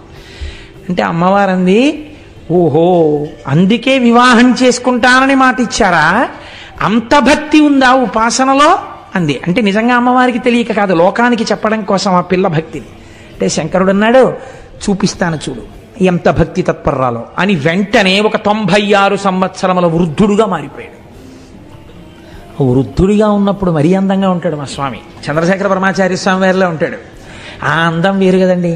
సత్యదండం చేత్తో పట్టుకుని ముడతలు పడిపోయిన శరీరంతో కడుపిలా అక్కలించుకుపోయి ఇలా నరాలు పైకి తేలిపోయిన చేత్తో ఒక కన్ను గాజు కన్నులు అయిపోయి ఒక్క కన్ను మాత్రం ఇలా లోపలికి వెళ్ళిపోయి ఇలా మోకాళ్ళు కూడా కనపడుతూ ఇలా గొంతు కూర్చుని సత్యదండం పట్టుకుని కంచికామకోటి పీఠానికి ఎడితే ఇప్పటికీ అక్కడ కనపడుతుంది వ్యాక్సీ స్టాట్యూ పరమాచార్య స్వామిది. చూడగానే మనసు పులకరిస్తుంది, ప్రణిపాతం చెయ్యాలనిపిస్తుంది, ఆయనే కూర్చున్నారేమో అనిపిస్తుంది. అప్పుడు ఆయనలో మీరు చూసేటటువంటి తేజపూర్వక సౌందర్యం వేరు కదా. కాబట్టి ఆయన్ని చూసి ఆవిడంది, ఎవరి కోసం వెతుకుతున్నావు పిల్ల అన్నాడు ఆయన. శివుడి కోసం వెతుకుతున్నాను అంది ఆవిడ. నేనే శివుణ్ణి అన్నాడు. నువ్వే శివుడవా, నిన్నే భర్తగా కావాలని నేను ఉపాసన చేశాను అంది. ఇంత వృద్ధుణ్ణి కదా పెళ్ళాడతావా అన్నాడు. నువ్వు వృద్ధుడవో యవ్వనంలో ఉన్నవాడవో నాకు తెలుసు తండ్రి, నాకు భర్త నువ్వే, వేరొకడిని భర్తగా నేను లోకంలో అంగీకరించలేనంది. అంటే ఆవిడకి కావలసింది ఆయనలో ఐక్యం అవడం. చూశావా పార్వతి, ఈమె భక్తి, ఈమెని నాలో ఐక్యం చేసుకుంటున్నానని ఐక్యం చేసుకుని ఈ పిల్లని స్మరించి ఇటువంటి భక్తి తత్పరురాలి కోసం సృష్టిలో లేని విధంగా ముడతలు పడిపోయిన శివలింగం వృద్ధ మల్లికార్జున లింగం అని తలుచుకున్న వాళ్ళని పొంగిపోతూ నేను చూస్తాను అని వృద్ధ మల్లికార్జునుడై వెలిశాడు. అందుకే అక్కడ ఇప్పుడు కళ్యాణాలు చేస్తున్నారు. కనుక ఎన్ని విశేషాలండి శ్రీశైలం అంటే, ఒకటా రెండా, ఇన్ని విశేషాలతో కూడుకున్నటువంటి క్షేత్రమో ఆ క్షేత్రం. ఈ క్షేత్రంలోనే శంకర భగవత్పాదాచార్య స్వామి వారు శ్రీశైల పర్వత శిఖరం మీద ఉండగా ఒక కాపాలికుడు వచ్చి అడిగాడు, మీ శిరస్సు కావాలి నాకని. నా శిరస్సే కదా తీసుకుందువు కానీ నా శిరస్సు నువ్వు తీసుకుంటే నాకు బాధ లేదు, నా శిష్యులు బాధపడతారు. ఎందుకనంటే గురువుగారు శరీరంలో ఉండాలని కోరుకోవలసిన వాళ్ళు శిష్యులు. గురువుకి ఆ శరీరం ఉన్నా లేకపోయినా బాధ లేదు. కాబట్టి నా శిష్యులు ప్రొద్దునే పాతాళగంగ దగ్గరికి వెడతారు నమస్కరించడానికి. వాళ్ళు పాతాళగంగ దగ్గరికి వెళ్ళినప్పుడు నువ్వు రా, వచ్చి నేను ధ్యానం చేసుకుంటూ ఉంటాను, నా శిరస్సు ఉత్తరించి పట్టుకెళ్ళన్నారు. ఆ కాపాలికుడు వచ్చి ధ్యానం చేసుకుంటున్న శంకరాచార్యుల వారి శిరస్సును ఉత్తరించడం కోసమని చేతిలో ఉన్నటువంటి కత్తి పైకెత్తినటువంటి సమయంలో స్నానం చేస్తున్న పద్మపాదాచార్యుల వారికి ఏదో అమంగళం గోచరించింది, గురువు గారికి ఏదో పొరపాటు జరుగుతోందని. వెంటనే ఇక్కడి నుంచి పరిగెత్తి వెళ్ళడం కుదరదని ఆయన నరసింహ మంత్రోపాసన చేశారు. ఎక్కడ నుంచి వచ్చాడో మహానుభావుడు నరసింహుడు గబగబా వచ్చి కత్తినెత్తినటువంటి కాపాలికుడి శిరస్సుని త్రుంచి అవతల పారేసి నిలబడ్డాడు. ఆ తేజోమూర్తిని శంకరాచార్యుల వారు నరసింహ స్తోత్రంతో ప్రార్థన చేశారు. నరసింహస్వామి దర్శనం ఇచ్చినటువంటి క్షేత్రం శ్రీశైల క్షేత్రం. శివకేశవ అభేదంగా శంకర భగవత్పాదులు రక్షింపబడినటువంటి క్షేత్రం శ్రీశైల క్షేత్రం. జగద్గురువులను రక్షించుకున్న కొండ, నేనున్న తెలుగునాట ఉన్న కొండ. ఎంత పొంగిపోవాలండి, మనమున్న తెలుగునాట ఉన్న కొండ కదా. ఆనందంలో అటువంటి స్వార్థపూరితమైన వాక్కు వస్తూ ఉంటుంది. కనుక ఎన్ని రకాలుగానో ఆ శ్రీశైలం శ్రీశైలమే. చిత్రం ఏమిటో తెలుసా అండి, అక్కడ ప్రవహించేటటువంటి కృష్ణానదిని కృష్ణానది అని పిలవరు. దానికి ఏమని పేరు? ఎక్కడ వితుక్కునొచ్చిందో, ఎక్కడ విజయవాడ, ఎక్కడ శ్రీశైలం, ఎక్కడ శ్రీగిరి, ఆ పర్వతాలలో ఎక్కడో ఆ మధ్యలో ఉన్నటువంటి ఆ పర్వత శిఖరాన్ని పాము ఎలా చుట్టుకుంటుందో అలా చుట్టుకుంటుంది కృష్ణానది. నల్లటి నది ప్రవహిస్తే దాన్ని ఏమని పిలుస్తారో తెలుసా అండి? శివుణ్ణి విడిచిపెట్టి ఉండలేక ఇంత పరమపావనమైనటువంటి స్థానము కనుక ఇక్కడ కూడా భక్తుల పాపములను తొలగతొయ్యడం కోసమని ఉత్తరమున ఉన్నటువంటి గంగ దక్షిణమునకే వచ్చి కృష్ణ పేరుతో అక్కడ ప్రవహించింది కాబట్టి దాన్ని పాతాళ గంగా అని పిలుస్తారు. కృష్ణా ప్రవాహము అని పిలవరు అక్కడ. అందుకే స్నానం చేసినప్పుడు కూడా పాతాళ గంగా జలమజ్జన నిర్మలాంగా భస్మ త్రిపుండ్ర సమలంకృత పాలభాగా గాయంతి దేవము నిభక్త జనాభవంతం శ్రీమల్లికార్జున విభో తవ సుప్రభాతం. తెల్లవారుజామున చూడాలండి అందం. నిజంగా శ్రీశైల క్షేత్రంలో ఎటువంటి వాళ్ళు కూడా సుప్రభాతం విందామని 3 అయ్యేటప్పటికి లేచిపోయి కార్లు జీపులు పెట్టుకుని ఆ పాతాళగంగ దగ్గరికి వెళ్ళి ఆ మెట్లన్నీ దిగిపోయి ఆ పాతాళగంగలో చక్క ఇలా తేలిపోతూ స్నానాలు చేసేసి మళ్ళీ సుప్రభాతం పాడేస్తారని ఇలా నుదుట విభూతి రేఖలు పెట్టేసుకుని ఇంతంత బొట్లు పెట్టేసుకుని హరహర మహాదేవ శంభో శంకర సాంబ సదాశివ అంటూ గబగబా వెళ్ళిపోయి ఆ పెద్ద పెద్ద గేట్లు లోపలికి ఎడుతున్నప్పుడు 2 పక్కల ఇలా క్యూలు నడవడం కోసమని ఏర్పాటు చేసినటువంటి ప్రాకారాలు లాంటివి ఉంటాయి. అందులో అక్కర్లేకుండా మీరు హాయిగా రాజద్వారం దగ్గరికి వెళ్ళిపోతే ఓ నల్లటి ఆవు, ఎద్దు, దూడ తీసుకొస్తారు.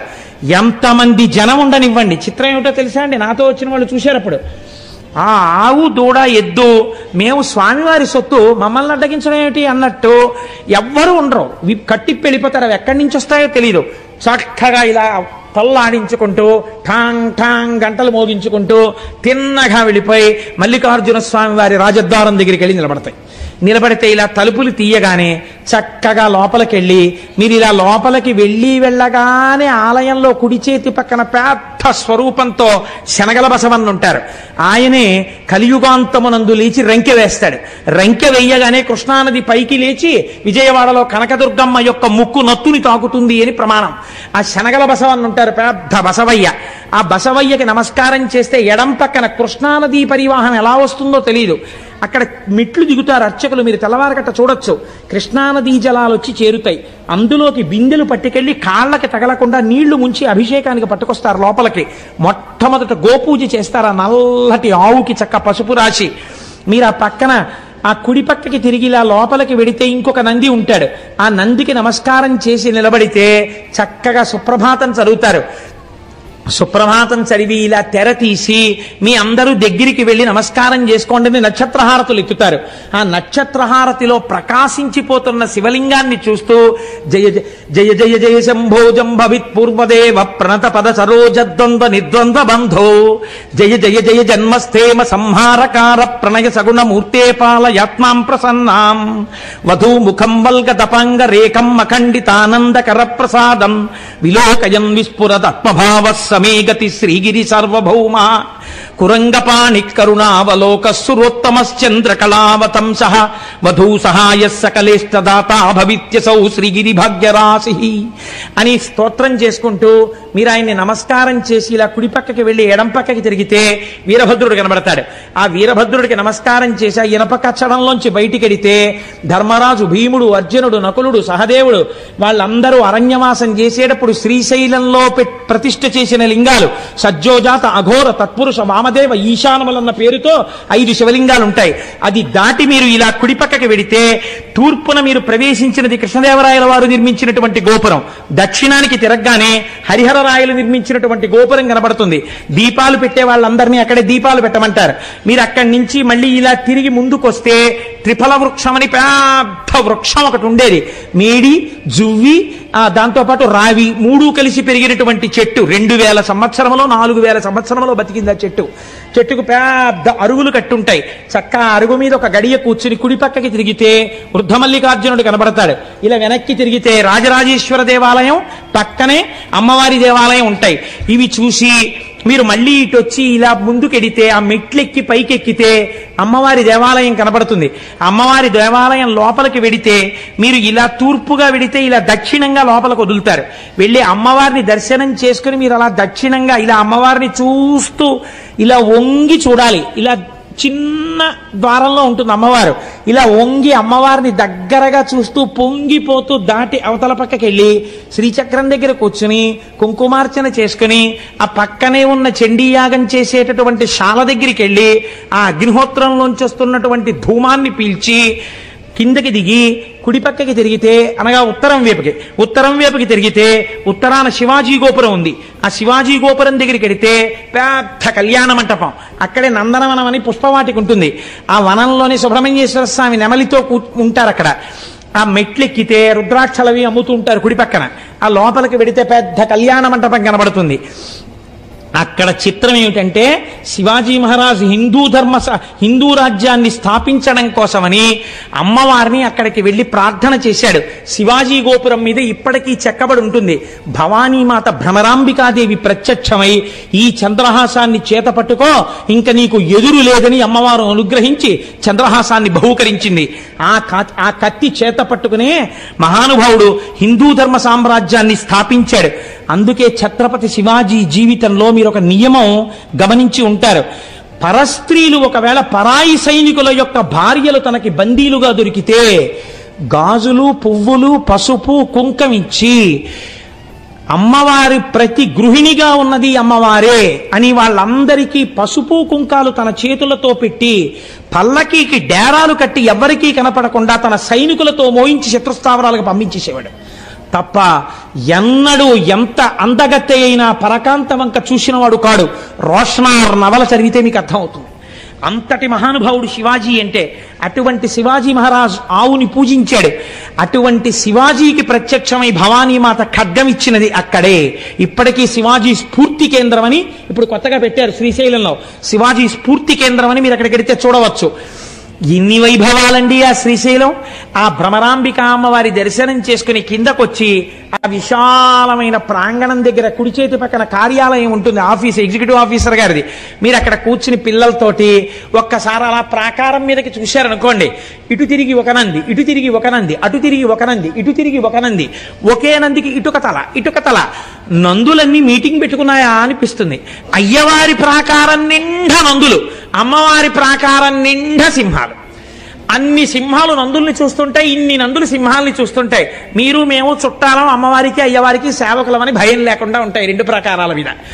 అంత పరమ పవిత్రమైన ప్రదేశంలో కూర్చుని 4 పులిహార ప్యాకెట్లు కొనుక్కుని మీ అబ్బాయి మీ అమ్మాయి భార్య పంచుకుని చక్కగా నోట్లో వేసుకుని కాసేపు అక్కడ కూర్చుని నాన్న మనందరం కలిసి భ్రమరాంబికాష్టకం చదువుకుందాం, చదవండని రవి సుధాకర వన్నిలోచన రత్నకుండల భూషిణి అని భ్రమరాంబికాష్టకం చేసుకుని అక్కడ ఉన్నటువంటి మల్లికార్జునుడి మీద ప్రపత్తి చేసి శరణం తరుణిందు శేఖర శరణం మే గిరిరాజ కన్యక శరణం పునరేవతావుభౌ శరణం నాణ్యదుపైమి దైవతం అని మీరు ఇలా విభూతి రేఖలు పెట్టుకుని బొట్టు పెట్టుకుని చక్కగా బయటికి వచ్చారనుకోండి, అభిషేకం చేసుకుని ఆ మల్లన్నని గట్టిగా పట్టుకుని ఆయన మీద నీళ్లు పోసి విభూతి జలాలు పోసి తేనె పోసి మారేడు దళాలేసి ఆ శివలింగాన్ని ఇలా ఇలా ఇలా ఇలా ముట్టేసుకుని ఇలా ఇలా అంటుంటే చల్లగా ఆయన చేతులకు తగులుతుంటే మీ దగ్గర కొంచెం గంధం తెచ్చుకున్నానండి రాస్తానంటే రాసేయండి అంటారు వాళ్ళు. ఇంత విభూతి రాసేసి ఇంత గంధం అద్దేసి ఇంత బొట్టు తీసి పెట్టేసి 4 మారేడాకులు వేసేసి 4 పువ్వులు వేసేసి మళ్ళీ ఓసారి తల కొట్టేసుకుని ఆ విభూతి ఆ కుంకం ఇవన్నీ అంటుకుపోతాయి. బయటకు వచ్చిన తర్వాత నాన్నగారండి మీ ముఖం నిండా విభూతి కుంకం ఏంటి అలా ఉండని అమ్మ కాసేపు, అది మల్లికార్జున ప్రసాదం అని కాటేజీకి వెళ్ళిన తర్వాత అప్పుడు మొహం కడుక్కుని చక్కగా మీరు పిల్లలతో భార్యతో కూర్చుంటే ఎంత గొప్ప క్షణాలండి అవి. మనం మానసికంగా శ్రీశైలం వెళ్ళిరాలా, వెళ్ళొచ్చాం మనం.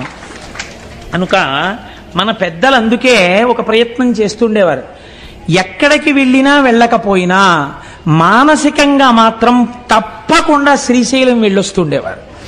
నేను ఎప్పుడో నా చిన్నతనంలో బహుశా నేను 5వ క్లాసో చదువుకుంటున్నటువంటి రోజులు అయ్యి ఉంటాయి అవి. తెల్లవారకట్ట లేచి చదువుకోమని వారి ఇంట్లో, అంటే లేచి చదువుకునేవాడిని. చదువుకునే రోజుల్లో మా అమ్మమ్మ గారు ఉండేది, ఆవిడ శ్రీశైల రగడ అని ఒకటి చదువుతుండేది. అది ఆవిడ మానసికంగా శ్రీశైలం వెళ్ళిపోయేది. ఆవిడ మొహం కడుక్కొచ్చి కాఫీ కూడా తాగేది కాదు, బాగా పెద్దదైపోయింది అప్పటికే. ఆవిడ కూర్చుని ఆవిడ శ్రీశైల రగడ చదివేది కళ్ళు మూసుకుని. తాను శ్రీశైలం మానసికంగా వెళ్ళిపోయేది ఆవిడ. నేను ఇక్కడ సోషల్ చదువుకోవడానికో సైన్స్ చదువుకోవడానికో కూర్చునేవాడిని, కానీ అమ్మమ్మ శ్రీశైల రగడ మొదలు పెట్టగానే నా మనస్సు శ్రీశైల రగడ మీదకి వెళ్ళిపోయేది. అది అయిపోయే వరకు సోషలు లేదు సైన్సు లేదు, 0 కట్టి పెట్టేసి అది విని తర్వాత చదువుకునేవాడిని, అది వేరే విషయం అనుకోండి. ఆ శ్రీశైల రగడ అప్పుడు ఎప్పుడో నేను విన్నది, దాని కర్త ఎవరో కూడా నాకు తెలియదు. కానీ నాకు జ్ఞాపకం ఉన్నంతలో ఆ రోజుల్లో మానసికంగా వెళ్ళి శ్రీశైలాన్ని ఎలా దర్శనం చేసేవారో, ఎలా కూర్చునేవారో, ఎలా యోగనిష్టలో ప్రవేశించేవారో, ఎలా లోపలే నాదాన్ని వినేవారో అన్నిటినీ మానసికంగా వర్ణన చేశారు. చిత్రం ఏమిటో తెలుసా అండి, ఆ శ్రీశైల మానసిక దర్శనానికి వెళ్ళేటప్పుడు ఒక్కడూ వెళ్ళడం కాదు, తనతో పాటుగా తన భార్యని కూడా తీసుకుని వెళ్ళేవారు. ఎలా? టికెట్ పెట్టి కాదు, మానసికంగా వెళ్ళిపోయేవారు. ఎంత చిత్రంగా ఉంటుందో మీరు ఒక్కసారి అవధరించండి. శ్రీరంయంబుగ శ్రీగిరి యాత్రకు కూరిమి సతితో కూడినడచితిని పల్లెలు పురములు పట్టణంబులు పేటలు దాటితి అడవులు దాటితి. ఆ రోజుల్లో శ్రీశైలం వెళ్ళాలంటే కార్లు ట్రైన్స్ ఉండే, ఒక నడిచి వెళ్ళాలి ఆ కొండలన్నీ. అందుకని వాళ్ళు అలాగే దాన్ని దర్శనం చేశారు. కాబట్టి శ్రీరంయంబుగ శ్రీగిరి యాత్రకు కూరిమి సతితో కూడినడచితిని పల్లెలు పురములు పట్టణంబులు పేటలు దాటితి అడవులు కొండలు అన్నీ దాటితి కంటిని శ్రీగిరి కన్నుల నిండా వింటిని మహిమలు వీనుల నిండా ఆ మహిమలు నేనేమని చెప్పదు ఈ మహిలోపల ఎన్నడు చూడము దారుని లోపల ధౌతాచలమది మేరుని కంటెను మిక్కుటమైనది బ్రహ్మ నిర్మల బహిశృంగంబులు నిర్మలమగు మాణిక్య కూటములు కోటలు కొమ్మలు గోపురంబులు తెరపిలేని బహు దేవాలయములు పుణ్యస్థలంబులు పుణ్యవనంబులు వాటమైన పూదోటలు మిక్కిలి మాటలు నేర్చిన మంచి మృగంబులు కామధేనువులు కల్పవృక్షములు క్షేమకరంబగు చింతామణులు అమృతగుండంబులు కడునైష్ఠికమును కలిగిన విప్రులు విడువక శంభుని వేడిటి రాజులు సంతతలింగార్చన గల శైవులు శాంతులైన వేదాంతులు సిద్ధులు గణగణ మ్రోగడి ఘంటనాదములు విజయ ఘోషయగు శంఖనాదములు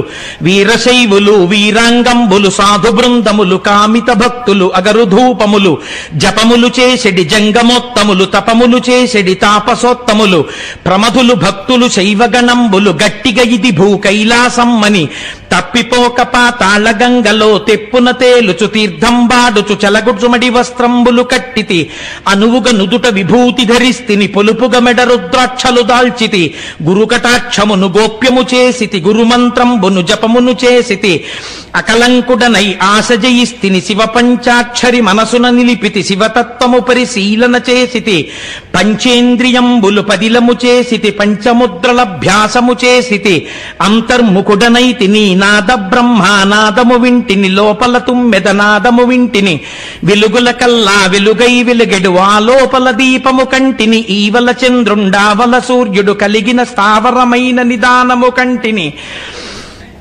కంటికి ఇంపగు పండు వెన్నెలా విరిసిన షట్కమలంబులు షట్స్థలంబులు పిండండములో బ్రహ్మాండము కంటిని అంతట అక్కడ చెంగల్వ కొలనులో ఆడుచున్నరా సంసను పట్టితి చాలా 1000 స్తంభాల మేడలో బాలిక కూడుకు కేలిసలిపితిని మల్లికార్జునుని మదిలో దలచితి ముందర భృంగికి మ్రొక్కి వేడితిని నందికేశ్వరుని నమ్మి భజించితి చండీశ్వరునకు దండము పెట్టితి మళ్ళీ మళ్ళీ మహిమను పొగడుచు పిళ్ళారయ్యకు ప్రియముగ మొక్కితి ద్వారపాలకుల దర్శనమాయను ద్వారమందురతనాల గద్దెపై చూచితినెవ్వరు చూడని లింగం చూచితి కేవల సుందరలింగం నిరుపద్రవమగు నిశ్చల లింగం ఆదితేజమగు వైక్యలింగం రాజితమైన విరాజిత లింగం పూజనీయమగు పురాణలింగం లింగముగనుగొని లింగదేహినై లింగంగులతో లింగ నిర్గుణ సంగతి కంటిని లింగమందుమది లీనము చేసితి జీవన్ముక్తుడనైతిని అంకమందు భ్రమరాంబిక ఉండగ మల్లికార్జునుని కోరి పూజించితి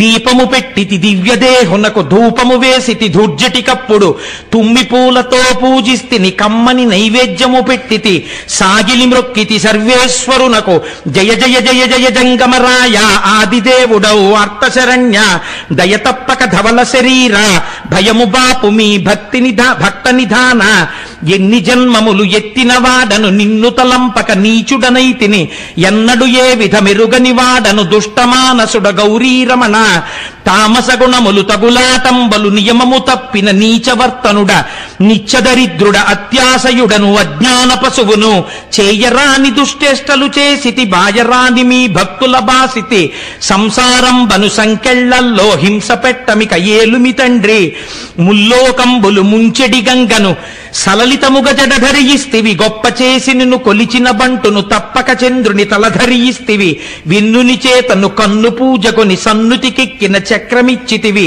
ఆనక శైల కుమారిక కోరిన సగము శరీరము ఇస్తివి 3 లోకముల ముఖ్యము నీవే 3 మూర్తులకు మూలము నీవే దాతవు నీవే భ్రాతవు నీవే తల్లివి నీవే తండ్రివి నీవే బ్రహ్మము నీవే సర్వము నీవే పాలముంచుమిక నీటముంచుమి పాలబడితునో పాలలోచన అనుచు ప్రణతులు నిరుచుదిరి చదివిన వారికి కాలువలు త్రవ్వించి గన్నీర్లు వేసి పూలుకో శిశువునకు పూజించిన ఫలము గంగిగోవులు తెచ్చి ప్రేమతో సాకి పాలు తీసి అభిషేకము చేసిన ఫలము ఆకలితో నున్న అన్నార్తులకును కమ్మనీ భోజనం బిచ్చిన్న ఫలము భీతితో నున్నట్టి కడు దీనులకును శరణిచ్చి రక్షించు విశేష ఫలము అంతకన్నా ఫలము అధికమయ్యుండు అని చదివేదాడు.